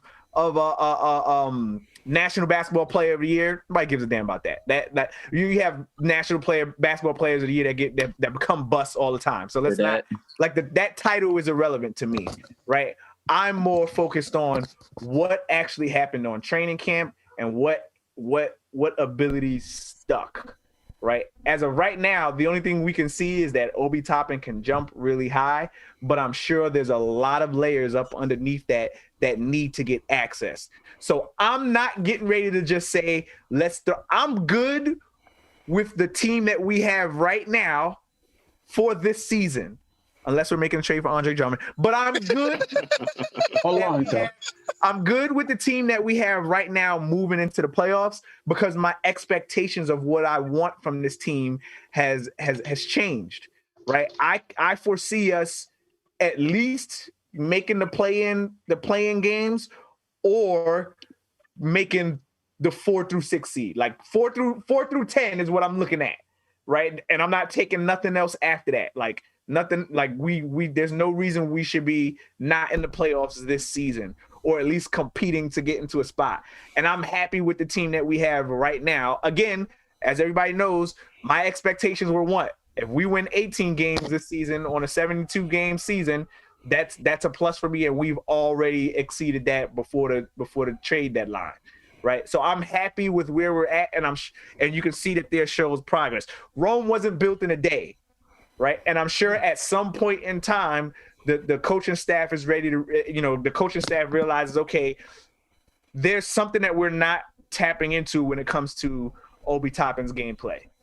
Right? What is it that we need in order to make him successful? Because we're putting him in with second units, and he's not performing well with second units. We can't put him in with first units because Julius Randle's the guy. So what is it that we saw in Dayton that we say, you know what? Dunks. We need to dunks, right? Pick and roll action for him, right? So is a lot of it just him, or is it he's not put, because he played pretty decently with Derrick Rose. He didn't play too bad. He didn't play too bad when we had a decent point guard on the floor. And that's what I'm saying, because a lot of people were talking about, well, RJ needs this, RJ needs that. You know what I mean? RJ needed a point guard in order to succeed and everything like that, but it doesn't necessarily have to be that. Right. So I just think, and it comes with time when you're talking about a rookie here. You know what I mean? I get he's not doing anything right now, but to say, the reason why I bring up National Basketball Player of the Year is because that shows that he has some talent. You know what I mean? He has some talent. It's all about systems, though. It's the same reason. Right. I agree with that. He's Kenny Wooten, and that's the reason Kenny Wooten never stepped foot on the court for the Knicks on a regular team, and why no one wants him. He's not Kenny Wooten. Kenny Wooten couldn't shoot. Kenny Wooten couldn't shoot. Obi is airballed 40% of his corner threes. Well, we've seen him hit shots, and I haven't in seen the preseason. I haven't seen Obi Toppin jump up and snatch 3-point jump shots out of the air. I haven't seen it yet, and I saw it from Kenny Wooten. So that's the point. He's a bad comparison. Wait, Evergreen. Bad comparison. So you're saying he's worse than then? He's worse than Kenny Wooten. I'm saying Kenny Wooten's not here, and Obi Toppin is. That's what I'm saying. Like Obi Toppin playing 4 minutes a game. Don't matter. Kenny Wooten didn't touch the floor for the Knicks. Right. So I'm just trying to say what does Kenny Wooten do that Obi Toppin? How is he better than Kenny Wooten? What does he do that's better than what Kenny Wooten did? They're equally I don't know, because Kenny Wooten didn't play for the Knicks. He played for Westchester. Kenny Wooten was in our practice facility. He was on the team until he didn't play well enough to. All right, I'm not gonna go back and forth in circular logic. The bottom line is Kenny Wooten did not play for the Knicks. He practiced for the Knicks. The point I'm making is that Obi Toppin does nothing but jump high. Right. But can we all agree, though, that the concern with Obi, I mean, you could see if a person is not playing well, but you could tell they have the skills. Like, even when RJ Barrett wasn't playing well, you could tell, like, this guy's a skilled player. This guy knows what he's doing. He has good basketball IQ. His shots is not falling. When you look at Obi, it's more than that. Thank you. It's more than that. You can look at his footwork. You can look at his lack of everything is you can look at there was a lot of doubt when people were looking at it. That's off with him. So so when people say give him time, yeah, he needs time. But my disappointment is, hold on, at 23, you expect him to need less development. Not that you're going to you still have to acclimate to the NBA. You still have to improve your game, no doubt about it. But as I said before, I'm sure there was an expectation that he would be further along than a freshman. Right, and now I don't see much difference between somebody who played 1 year in college. All right, you got to be Toppin. Thank you, Stephanie. I can't defend you anymore, Obi. Thank you so much, Stephanie. That's all I've been saying. So can everybody here just say that we're going to give him a half a year, like next year by next trading deadline? Can we agree on that? No, we can't. No, we can't. Because you're gonna stop, switch on that in 15 minutes, bro. Just like I'm not talking about me. I'm talking about you. Here's why, and here's why I slightly disagree with Steph. When was the last time Dayton College did anything before Obi Toppin? They haven't had a reputable anything since 2 of my lifetimes. Right. What have you done for me? Hold on. Now all of a sudden, Dayton does a little bit of damage with Obi Toppin, and he becomes the National Basketball Player of the Year. He made a bunch of noise. We're looking at his age and saying because he's 23, he was in a one-man system where he was in a crappy conference destroying everybody. So we can't have. And he also, that's proof. That's the proof, though. He was in a crappy conference destroying everybody because he was more athletic. And there was no more athletic. And there was no March Madness either. There was no March Madness. No March Madness. Listen, he was more athletic than people in the conference. He probably was stronger than people in his conference. So yes, you're going to have better stats. When you come to the NBA, you're going up with people who are maybe equally as athletic, equally as strong. Okay, so what that means is you have to be skilled. You understand? You can't rely on strength. You can't rely on agility. You can't rely on jumping if you want to be successful at this level. That's what I'm saying. When we watched Obi Toppin, we were in awe about his strength, his athleticism, his ability to. Well, when I say we, I mean I'm talking about the NBA because he got picked 8th, right? I didn't want him. He was a high flyer. And a few other people came up with the general consensus that if he's there, get him. Right? That, I mean, can we remember that? Everybody knows that I was the guy that was on the Devin Vassell train. It's your fault. It's my fault. Whatever. It's your fault. You came on the show with that number 8 jersey on. You put a number 8 jersey on your son. Jinxed us. Oh, we lost. I think when people saying, "Oh, Evergreen," I think you muted. I think your headphones went out or something, Evergreen. I don't know. Yeah, we can't hear you. The mic batteries are dead. Yeah. Mic.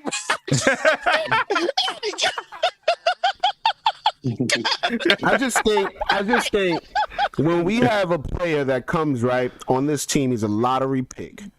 And I've been watching basketball for my entire existence, right? I played basketball. I didn't play in an elite level, but I played well enough to know the game.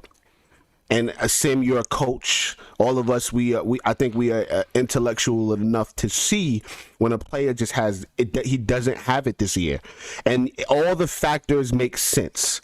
He didn't get a summer league. He barely is able to get a chance because he's playing behind an all-star. All that makes sense.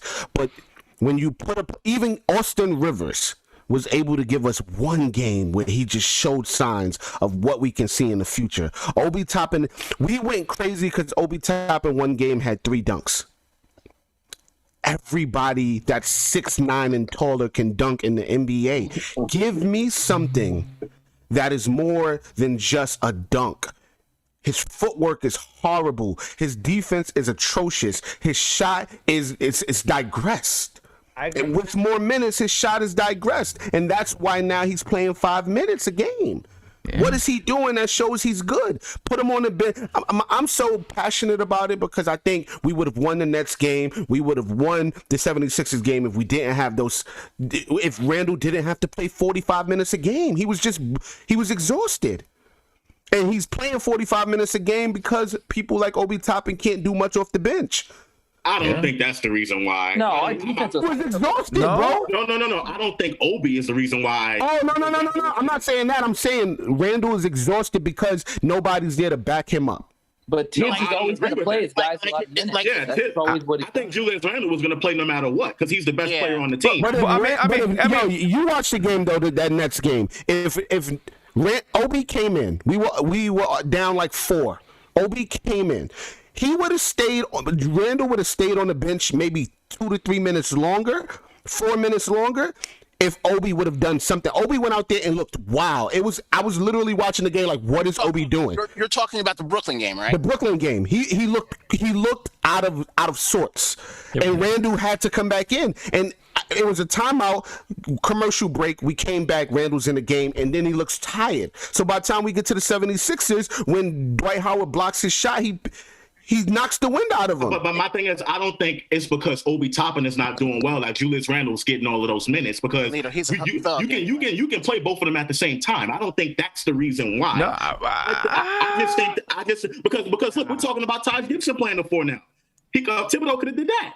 Right, you know what I'm saying? So but Taj Gibson got to play backup center. I kind of agree. I think that if Obi Toppin can come in and play decent enough defense, just defense. I don't even care if he does anything on defense, offense. just Decent something. enough defense. Like, you can give Randall a few more minutes so he's not playing 41, he's playing 37. But the reality is, those 2-3 minutes, we don't realize how needed that is for a star player. It's necessary. Even if he would have given like 5 points each game, we probably would have won. We don't need no points from Obi. Just play defense. Just play good defense and grab a couple boards. I look at it like this: we as an organization, when you have a number 8 pick, you would like to think that you would, especially if you haven't seen what he can actually do on the floor, but you've seen what he did in college, that at some point in time you would try to at least acquiesce to his abilities, right? He's a guy that needs to get up and down the floor quick. Yeah. We are the slowest team 100% in the league. 100%. So again, this is what I was trying to get at earlier with Steph. We only saw what we saw from Dayton. We haven't seen him really play in a half-court setting like that. So that's what you're saying. He's a bad fit for this team. No, I'm saying, well, yes, unless because he wasn't a bad fit for the team when we drafted him because we had no clue what Tom Thibodeau was intending to do. Yeah. We didn't know Tom Thibodeau was going to be running only a half-court setting. We didn't know that you knew Elfrid that. Payton was Evergreen, you knew that, bro. You knew that. I guess what he's trying to say, we were hoping that Thibodeau would do something. He said you watch Minnesota. A new slate. I'm giving Tom Thibodeau a new slate, right? He was out of coaching for a year and a half. Yeah, all years. that. Yeah. He's coming in, and you would think that, okay, I got this guy, Obi Toppin, National Player of the Year, and he got the majority of his points on fast breaks. Maybe I should incorporate fast break play into this team's regiment. We haven't seen it. There's games where we got 4 fast break points. 4 points. No, I'm Evergreen. I'm with you 100%. I hate how slow we are. We run. We're our pace is disgusting. But that's our pace. Obi. Wait, Evergreen. But that's our pace, though. That's the pace Tibbs is choosing, and we've won 20 games with that. So if Obi is not able to work in that pace, sit him down. This is why it tells me more that this was a Leon Rose pick than a Thibodeau pick because just like definitely Tibbs didn't want him. He said he didn't want him. Yeah. Well, I don't know. No. I'm not saying he said it, but y'all know Tibbs wanted. He probably would. If it was up to Tibbs, he would have traded that pick and got a veteran. He wanted a for him. Leon Rose is the one who's. I'm saying Leon said. Excuse me. I did mess up. I meant to say Leon wanted him. Leon almost cried when he got him. He was the one in the war room with his hands raised. Well, he knew the most about him. He didn't know a lot about him. He wanted him. Listen, bottom line is all I'm saying is that at some point, and this is with all the players that we have on this team, right? Like the stubbornness that Coach Tibbs has. Yes, it works, but when it doesn't work bad. At some point in time, as a coach, you got to say, okay, if I'm going to put this guy on the floor, and the only other scorer that I have on the floor is Immanuel Quickley. That means at some point in time, we got to figure out how can I get the rest of this team involved. And that means miss shots, push the damn ball.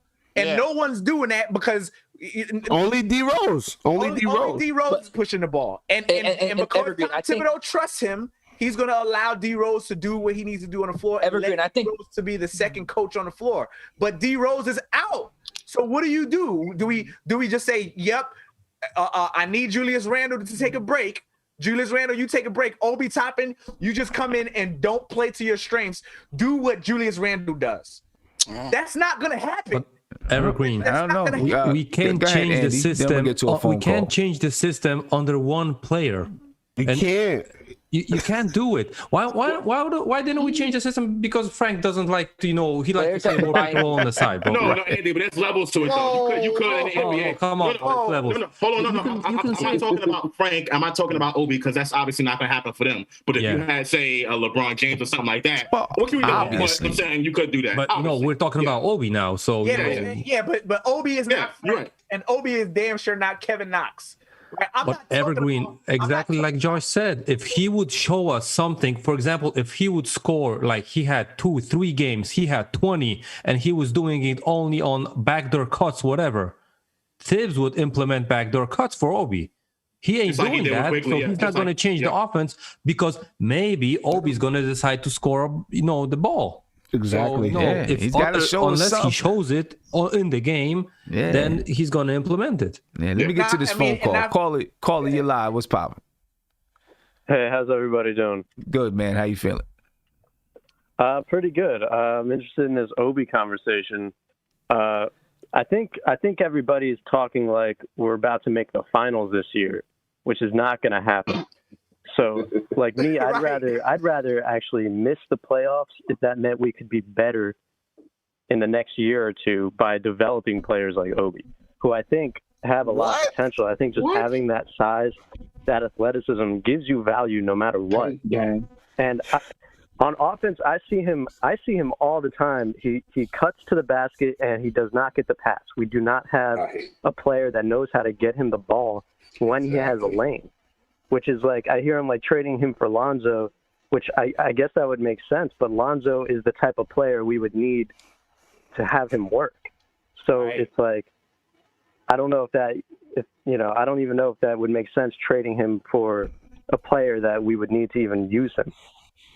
My only as far as the defense, if I could just real quick about the defense, I do agree. Like he should do more defense, but like he's been playing while we've maintained this defensive rating, and it's really just if we could have someone get him the ball when he's cutting, then he would score points. But we don't have a point guard. We don't have Rose. We don't have Payton. We don't even have Quickley now. We've got Frank. So hopefully Frank can find him in the cut, I guess. I think he needs a little more time.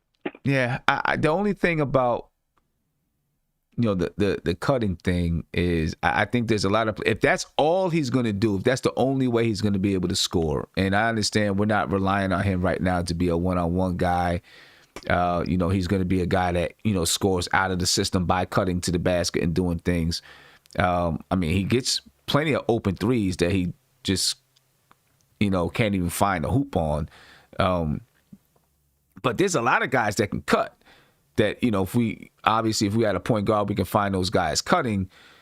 I think at the 8th pick, you expected that he was going to do more, be able to provide more than just that. Than just, I'm cutting under the basket. And I do agree. There are times when he cuts or he flashes and we don't find him. I remember Austin Rivers was not finding him at all on the fast break for alley-oops.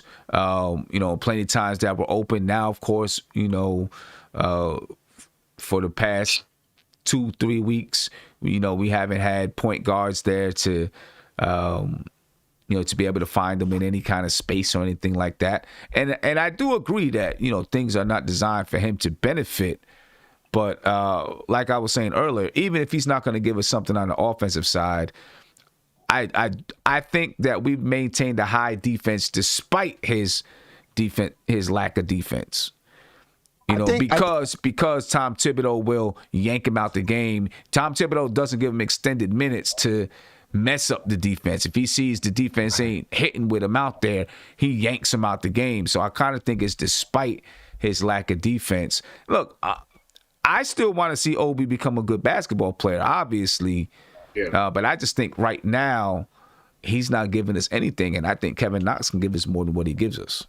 Yo, Sim. I could agree with that. And, hey, Caller, I want you to notice, Caller, you made a really good point, but you spoke on hypothetics. If we do this, then, or we but that's not Tibbs. Tibbs is running his game the way he wants to run his game. I'm solely speaking on the facts. The facts is with the system Tibbs has in store, Obi is not working for it. That's it. If we go fast-paced, of course he would look better. If we ran the plays through him, of course he would probably look better. But, even look at it. When in the beginning of the season, Obi Toppin couldn't back down point guards. Obi Toppin has no moves in the post. So when we did trust him and we were playing him 12 minutes a game and we were giving him the ball in the post, he did nothing with it. We're speaking about facts and not the hypotheticals.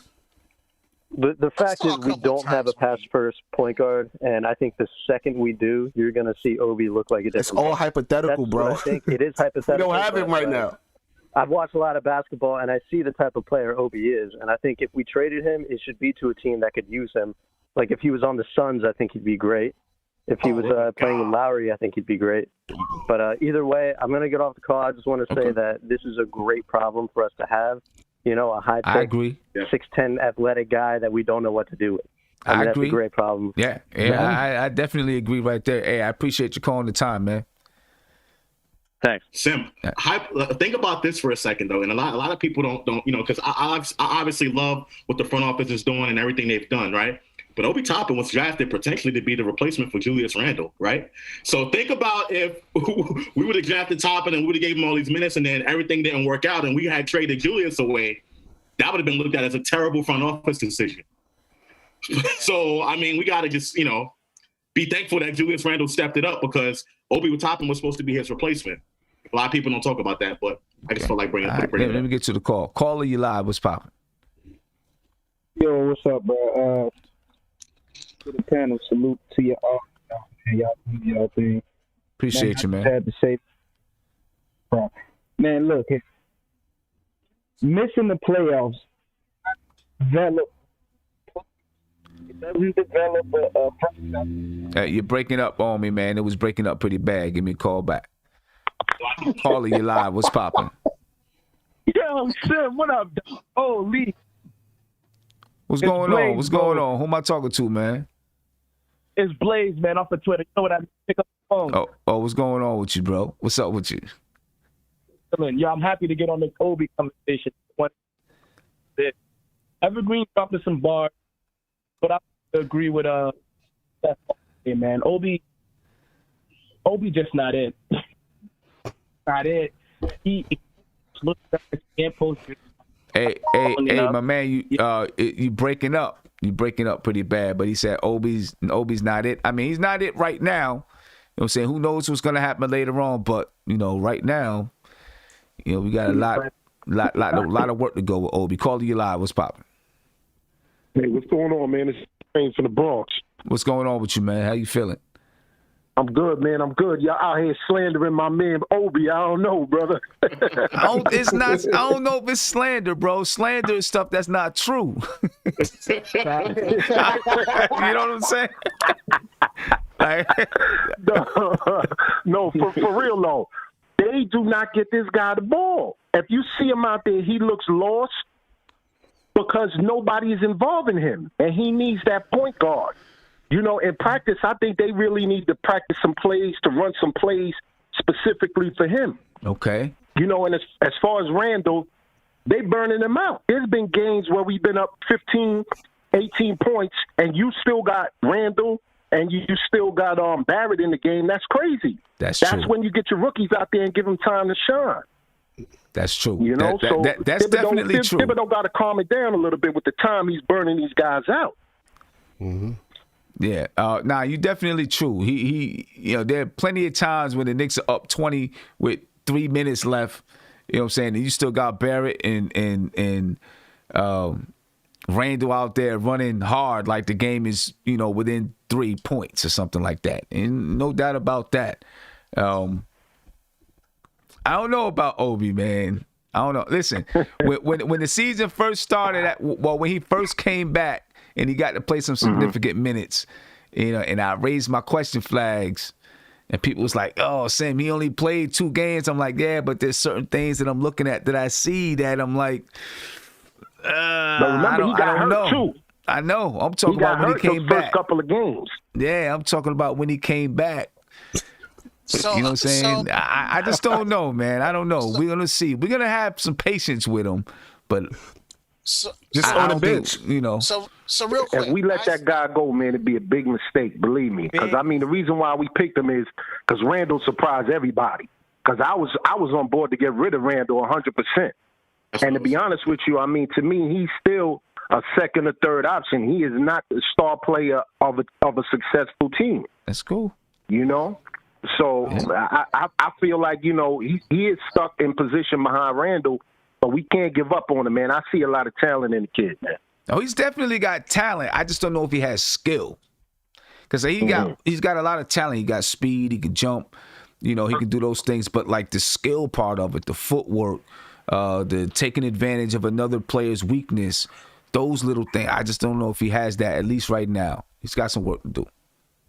Right. Yeah. All right, I appreciate you taking the call, man. Shout out to you brothers, man. I watch all the time, man. I love the conversation, man. Thank you, man. Go Knicks. Appreciate you. Peace. Have a good one. Hey, all right, brother. Hey, peace. Real quick, while y'all was talking, I was looking at some of his highlights. He does have the skill, man. Yeah, I man. think he just needs time. That's all. He just needs time. Kevin's gonna switch up on him. They running him like. Hey, check it out. Andy, you are. Let me get a point on something. Change the subject real quick, Sim. Yeah, go ahead, Devon. Yeah, they running Obi Toppin like they running Kevin Knox. Run to the 3-point corner, right, and sit there. That's not Obi. But that's not true. I don't think that's true. Let me finish. Let me get my point up. You look at Obi a lot of times he come down court, he set that high screen, they running around the perimeter, giving the ball back and forth to each other. All they got to do is send Obi and throw him in the post, throw him in there. The boy's strong enough to get fouled.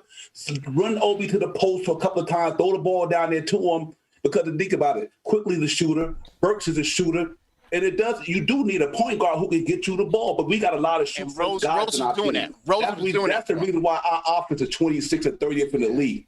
And now Lonzo Ball might make Obi a star. You know what I mean? Of course. Because he's a pass first point guard, and Alex Burks, when he get that ball, he's shooting. When Quickley get that ball, he's shooting. You know what I mean? And so you gotta also give that guy. The reason why he was successful with Dayton was his boy who was playing point guard for him. That man made sure Obi got fed all the time. You know what I mean? So you got to look at the Knicks team, man. Like, we need a guy who could pass the ball to somebody, but everybody in that second unit, they just want to score. Quickly not passing to nobody. Burks not passing to nobody. So Obi got to run to the corner like Kevin Knox and wait for them boys to throw that ball in the corner and get a ball. Put the man in the post, give him a couple of plays, just like you do Randall, and see what he can do. But I think y'all really blowing him out of the water. I've seen a couple of games where Obi Toppin hit nice smooth jump shots. Yeah. He hit all in the last game in Oklahoma City. Nice straight 3-pointer jump shot, all net. Mid-range game, all net. Post game, spent around, laid it up net, and he almost had. So he got skill. You know, but I think y'all just beating the man up like he don't got no skill. No, I mean, hold on. Let me jump in here. Hold on, no, because I've seen plenty of times throughout the season when he's gotten the ball in the post. And he's done nothing because he wasn't strong enough to back his man down. Or he tried to spin baseline. He tried to spin baseline and ended up behind the rim. He's had the ball in the post. But that's not every play. That's not every play. You know what? No, but the thing is, earlier in the season, they tried getting him the ball in the post, but he had no success. And so they went away from it. Because you weren't getting any success from giving him the ball. And so now he got relegated to handing the ball off at the top of the key. He gets the ball. He just did that against Oklahoma City. He had 3 shots. He had 3 posts. Those was G League players, Devon. Those dudes were It don't matter. It does matter. Julito, I got to disagree with you on that. If you're in the NBA right now, even if you're coming from the G League, if you make it if you're playing on an NBA team, that means that you have something that separates you from playing in the G League. So why he don't do it against? So how come he don't do it against guys who are getting rotational minutes in the NBA? Maybe it's a confidence thing. Maybe he is a rookie. He is playing. I have no problem with Obi Toppin sitting the bench for the rest of the season. But what I'm saying, a lot of stuff we throwing at him is not true because he could play basketball. If that's the case, if Obi was that bad, trust me, Tibbs would be starting Kevin Knox right now. If he was Devon. So it's not true that he's averaging 4 points and 2 rebounds? That's not true? It's not the point, though. It's not the point. Yeah. There's a lot of guys that play that's not averaging 4 points. Yeah. That's Kevin Knox was averaging 4 points. Yeah. You know what I mean? That's not because he can't play. Sometimes it might be because the system that he's playing is not letting him produce. It don't necessarily mean that's a fact. So if the system is not working for him, put him on the bench. He got 12. That system's not working. But if Tim think how many times has he scored in double digits this season? No, but he got 12 against Boston. You got 12 against Boston. You know? I mean, how many times? You can count on the number. You can count on one hand Okay, fine. And he's played ever since he's been back. Hold up. Ever since he's been back, he's been playing. Sometimes he get 10 minutes, sometimes 12, sometimes 15, sometimes 5. All depends on what he's doing defensively. Hold up, Kev. If he's not playing well defensively, Tip snatches him out the game. But each time that he's been on the floor, we've seen him be in a position to be able to get the ball in the post. A couple of times, maybe once or twice, he hit a jump hook. Right? Any other time that he's scored, it's been when someone passing the ball, he pump fake from the three-point line and pulled it up. Right? Or he hit a three. But most of the time, he's shooting, less than 30% from three? And he's getting wide open three-point shots and shooting air balls over the rim. He's a rookie. I get that. So is Immanuel Quickley. I get that. Yeah, but Immanuel. Right? Hold up. There's a lot. Hold up. He's a rookie that was drafted in the top 10, though. Okay. No. Hold up. No. Because when I'm talking about him shooting air balls over the rim, he's a rookie drafted in the top 10 who was supposed to come in and shoot threes. Isaac Okoro. No. Don't talk. Hold up. No, Isaac Okoro can hit a three-point basket. He wasn't supposed to be able to shoot coming into the league. I agree. I can't. I mean, this man was shooting 40% from the three-point line in college. So was the dude from Sacramento. He was drafted 12th. He wasn't drafted in the top 10, but he can hit the bottom of the net. So if I'm understanding you, and I'm understanding Halito, y'all just ready to just throw your hands up and just what I'm saying is I don't think he. That's what I'm trying to. Because that's what it seems like. Nobody said that. No. Kev, we've said time and time again, he does not need to play. He needs to be on the bench this year. We didn't say anything about next year. Josh made it clear. I'm not talking about dangling him in a trade. What we're saying is he's not producing this year. He should be on the bench this year. Yo, let me debunk this really quick. Let me give you a stat really quick. Let me give you a stat really quick. This is Obi's last games. Points. 0 points. 0 points. 4 points. 10 points, but that's because we were getting dogged by the Bucks, and he got 6 of those points in garbage time. 4 points. 6 points. 4 points, 2 points, 3 points, 6 points, 2 points, 3 points, 3 points, 10 points, 8 points, 4 points, 6 points, 2 points, 5 points, 4 points. I'm not done. 2 points, 5 points, 4 points, 4 points, 6 points, 4 points, 2 points. This is him. This is what we've been getting. Minutes is he getting doing all the points? It doesn't. I'm going through it, bro. He got over 10 points 2 times in 20 games. Frank haven't scored in the last 4 points in the last 4 games, but you know what? He's still playing. Listen, we can because he can play defense. Tom Thibodeau playing that boy every game, so you can get mad about him. No, but that's the point. He's playing. Hold up, but he's giving him the chance. Obi Toppin wasn't helping the Knicks. Kevin Knox will be playing right now. But this is the thing. He's giving him the chance, and he gets snatched off the floor every single game after he gives him a chance. So many times he's not playing in the second half. The reason why Frank is on the floor is because he can play defense. That's why Tom Thibodeau's putting him out there for longer minutes because he can play defense. Obi gets snatched off the floor because he's not playing defense. He's only there. His only thing is to give Julius Randle a breather. Bottom line, all I'm saying is this here. I understand what y'all saying. I'm not disagreeing that the man is not playing well, but if he was that bad, literally, Tom Thibodeau would not be playing him. And he don't play him. He played 5 minutes. He gives him an opportunity to see if he's going to produce, and if he don't, he puts Obi Toppin on the floor when he wants Julius Randle to get some minutes, some water to stretch really quick, and to get a massage on his knee. All I'm saying is he could do that with Kevin Knox. He don't got to put him in there. He could bring Kevin Knox. Well, you know what? Because he was the ace pick, and he signed with Jordan. He has to go and show his Jordan sneakers off. He has to go and show the Jordan sneakers off in game. You know, listen. We got $1 million check to go show the Jordan sneakers off. I can see. Hold on, time out. I can see both sides of it, right? And obviously, it's kind of tough. I do agree with you, Julito, that he's not producing, and I agree with Sim that he was drafted to be well ahead of a lot of people there at the time, the talent and everything like that. That's the reason why I wanted him. At the same time, he is a rookie. He is playing behind Julius Randle. I can see both sides of it. So I mean, I gotta say, somebody in the chat said Obi just out there running suicides. Look. So Sim, real quick, Sim. I just got an email, man. I've just been informed that Kev and Devon is part of Obi's PR team, and you are a menace. I'm seeing it right here. I just got it in. You are a complete menace. I'm gonna forward that to you, Sam. All right? You are a menace. Forward that to You are a me. menace. I got a question. You are a menace. I'm a fan of the whole Knicks squad, brother. Yeah. Of course. Let me get to Evergreen. And then we're gonna go ahead and get our predictions for tonight. Let me get to Evergreen. Then we're gonna go ahead and get our predictions for tonight. Go ahead, Evergreen. All right, Sam. Earlier, just a few minutes, you said that Obi Toppin gets his chance, right? That's what you alluded to. Is Obi Toppin getting his chance to play, or is Obi Toppin getting his chance to make mistakes?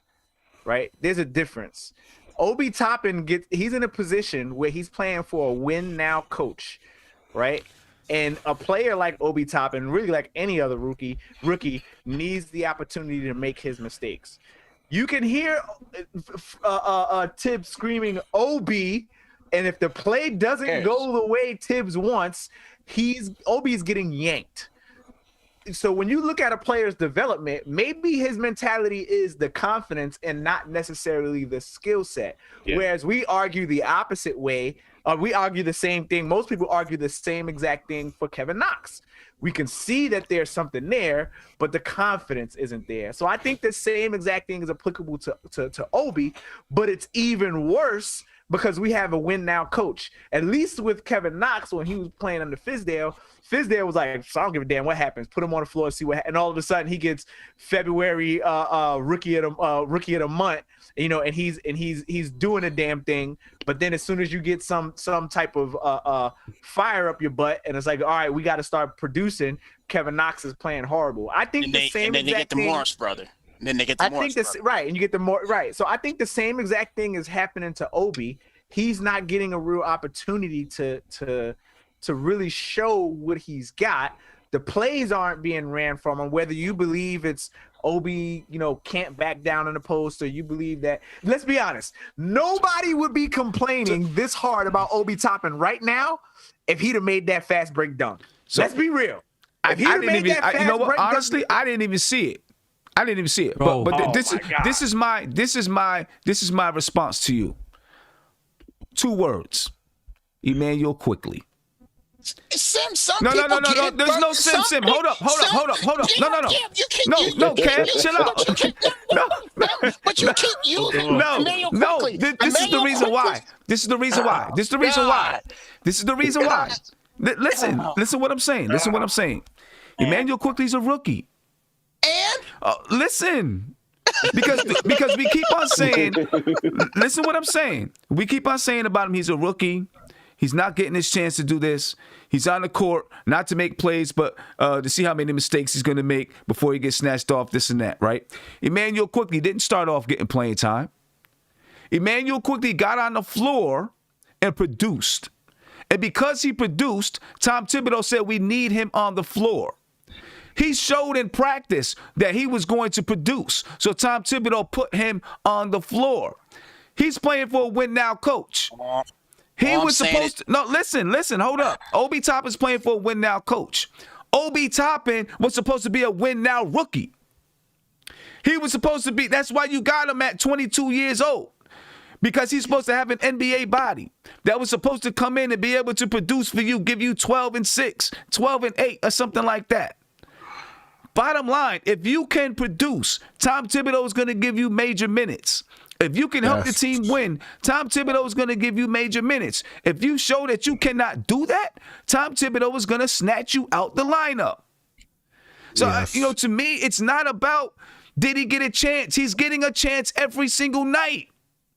every single night. He is getting a chance. And if he comes in and produces when he gets those chances, he stays on the floor. That's the reason why Immanuel Quickley stays on the floor, because he produces. And I'm telling you, his positives outweigh his negatives. And I'm telling you that other players just are better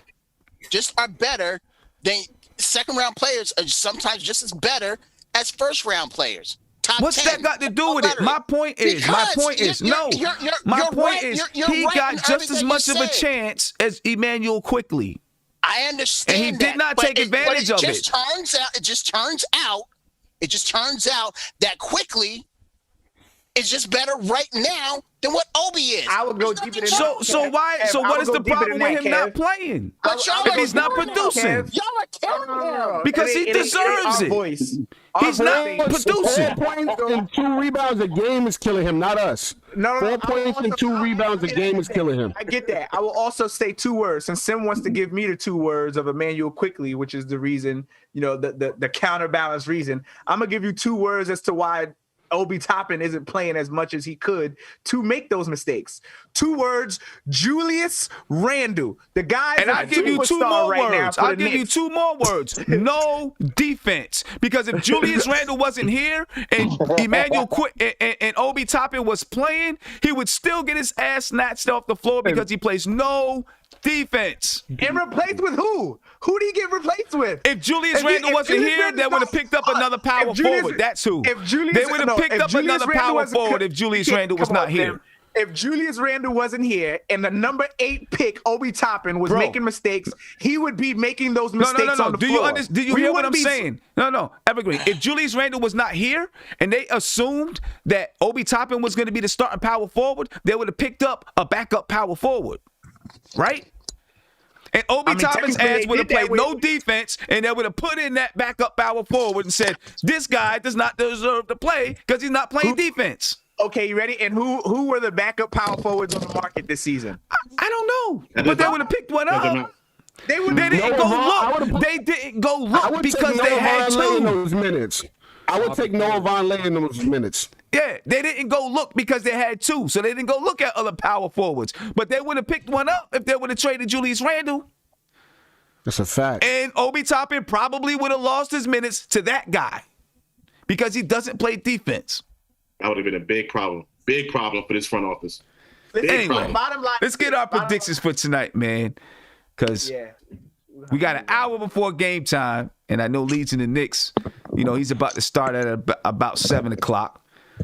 Obi, I don't need his. I hope hopefully his dad ain't watching this because his dad does got my Twitter account. I don't want him, sending me no messages after the show like, yo, why y'all doing this to my boy? Listen, Obadiah is a big dude too. Nah, he from Brooklyn. He know it's all love. Listen, we just passionate about our team and we want to win. That's it. And if you want to come at somebody, pull up on me. Pull up on me. I'm in Brooklyn too. Pull up on me. Obadiah is a big dude, have a man. Conversation. Hey, go ahead, Andy. We can talk. I'm just a telephone call away. Go ahead, Andy. Right now, Yo, so for the prediction of the game, we gotta win this game. It's too soon in the season to say it's like a must win.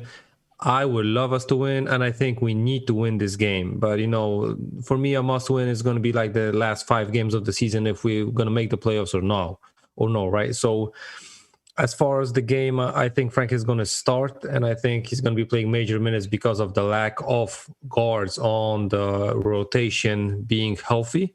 So, I predict a double-digit win, and it should be fairly, maybe not easy, but I hope it's going to look easier than I even predicted. Yeah. And just really quick, up to, I don't know, maybe about 30 minutes ago, Tom Thibodeau still has not decided what he's going to do with the starting point guard spot. So he's still figuring it out. Maybe he knows by now, but he's still figuring that out. And Derrick Rose, I guess, according to Tom Thibodeau, is he's going to be at MSG tonight. This is according to Ian Begley. He said Tom Thibodeau says Derrick Rose will be at MSG tonight. for New York versus Orlando, but he won't play due to health and safety protocols. Thibodeau says Rose still needs to go through some steps in protocol before he is cleared to play. So it sounds like at least now he's healthy. At the guard. And with the people. Right. And if he's at the Garden, that means he must have tested negative enough times. He might be in the boxes though, Sim. Yeah, so hopefully we'll get him back sooner than later, man. Josh, it won't be tonight. We need to stop this all this debacle, man. This is not fair. I'm putting my foot down. Go ahead, Josh. It's got to stop, man. So, look, I think tonight the Knicks are gonna continue to play tough. I don't see them playing down to the competition. But ultimately, I do think lack of a point guard is really gonna hurt this team. I do think Frank gets to start. Hopefully, we'll get a chance to see RJ Barrett on the ball more and doing something, on the ball. I think RJ Barrett goes for 25 tonight. I hope Obi goes to 15 so we can just kind of like settle down on him a little bit. But I think even then, I think lack of a point guard is gonna hurt the Knicks. I'm predicting Orlando wins 100-97. Okay. Julito. God damn, Josh, you just hurt me. That was. Yeah. Still banning people from this channel. So, the chat is funny. The chat is real funny. First, I just want to say two things. Number one, you cannot like a take that a person says, but saying people are stupid, saying people are this, that stuff you would never say to a person outside of this internet. Right. So please relax. That's right. Because I will beat one of y'all up in real life. That's just number one. Number two, I say it's all love because at the end of the day, I've been a Knicks fan. I'm a diehard Knicks fan all of my life. I go to almost every single game. I sit courtside almost every single game. I am a diehard Knicks fan. And when I say that I love the Knicks, I mean I love them through good, through bad. I never waver. I'm all 82, all 72 every single game. And it's just, I'm all for Obi Toppin. I was hyped when we got him. I think Obi Toppin is going to excel eventually. Just right now in this moment, I would like to see him on the bench. That's it. I would like to see him on the bench. And even if Knox just hits 1 3-pointer or 2 3-pointers in the corner, I would take that over no production at all. That's number one. Tonight is a huge win. Tonight it's a huge game for us. We need this game. We need this one. And I just heard Ross, Gordon, and Fournier is playing tonight. It's gonna be tough about. It's gonna be tough tonight. But I think we're ready. I think we're born for it, and I think it's time for us to show that. Like, these are those games. If we lose, it could possibly hurt the locker room. Yes. For real. Yes. So let's get this win. Let's get this win. Let's turn up. And after this, Mitch will hopefully be back in the next few games, and that's going to change the entire trajectory of what we do for the rest of this team, rest of this season. Yeah, hope so, man. Devon? I think we win that game tonight. I think hopefully we'll see a Kevin Knox sight, man, because we stretch real thin down there, man. So no matter who we put in there, man, we just got to go play our game. Play Knicks basketball, bring our defense to the forefront. Let the chips fall where they may, hopefully come out there with a W, get 21-21 and get a couple of guys back in the next couple of games. But I think we win that game tonight, man. After the two good games we played against them, two talented teams that we lost, but we played battle, so I think we up for the challenge. I'm not even worried about that. I think we need to go in there tonight and get that W and get us back to 500. Yeah, we need that. Get back to 500. That's tough having those three guys play, back in the lineup playing. It makes them a more formidable team, I can tell you that. Evergreen? Mm-hmm. Oh, we can't hear you, Evergreen. You're muted. Yeah, you're muted. There you go. Hey. Good. All right. Yeah. Can y'all hear me? We good? Yeah. You got to turn it up a little bit. Yeah. So the last time I predicted a game, we got blown out. I predicted the Orlando game last time. We got blown out. I predicted the Milwaukee game. We got blown out. Stop asking me these questions, Sim. I'm not predicting. I'm not predicting nothing no more. All right. I will predict this though. Maybe the later will happen. But Alec Burke is a jack. He's gonna keep jacking, especially now that we don't got no point guard. He's gonna super jack, and he's gonna shoot us out this damn game. He's gonna shoot us out the game. I'll predict that, and hopefully the opposite will happen. But Alec Burke got to go. Good strategy. Right? Alec Burke got to go. He's a jack. He can handle the ball, but that's it. He handles the ball for himself. He handles it and he puts the ball up. He's got to go. Let's go, Frankie boy. Yeah, I know how I rock with Frank. And let's keep it moving. All right, Kareem. Yeah, well, I'm kind of superstitious right now too, so I'm gonna kind of like tone down the barbecue chicken mantra. I'm gonna let that lay low real quick. But I think we can win this game. Of course, we have to come out with the defense immediately. We can't, play lax early on and try to play catch up. The defensive intensity has to be there for the entirety of the game. But I believe that we'll win 102-89. All right. And Kev, you get your money back. You and Andy get your money yet from that conspiracy y'all hatched up? Make sure Frank Miller gets his minutes. No, forget all that. Where's my camera? My camera's right here. I'm looking at Halito. You sit courtside for Knicks games. Why the hell have you have not invited me? I got you. I ain't playing, man. I have a celebrity that goes to Knicks games and everything, sits courtside. You better invite me next time. I got you, Kev. I ain't a celebrity, man, but I got you, Kev. All right. Yeah, I think we'll win tonight. We have to, because we can't go down. We can't go below 2 games below 500. We have to stay, above that. We have to stay either tied or at least 1 game below. We can't go 2. And like you said, with the schedule that's coming up, we got to win this one. Like we had to win the Oklahoma City one. We have to win this one. So, so I expect nothing but a victory tonight. And I am back on the Frank. No, you're not. What happened? How'd you get back? Because that was just last episode I watched. That was yesterday. Yeah, man. Last episode, we told him he was going to be back on it. We told him he was going to be short. You know why, Elito? Because I got a talking from Ron from Cleveland and from Jay Boogie, and you know how real Jay Boogie is. Jay Boogie put that knowledge on me. I said, you know what, you're right. So that thing's still out there, man. Don't discriminate. You heard it, right? You heard that, right? Yes. You heard that, right? Yeah. So that's the reason why I'm supporting it. I'm back on there. I can't. Okay. Well, listen, I'm hoping that Obi goes ahead and drops 15 points tonight. Trust me, I want Obi to do something. I'm waiting for it. I want Obi to do his thing. Trust me, I do. I want Obi to be a good player. I want him to do his thing. I want Obi to average 20 points and 10 rebounds a game. I want that man to be a star. So I'm hoping Obi does his thing tonight.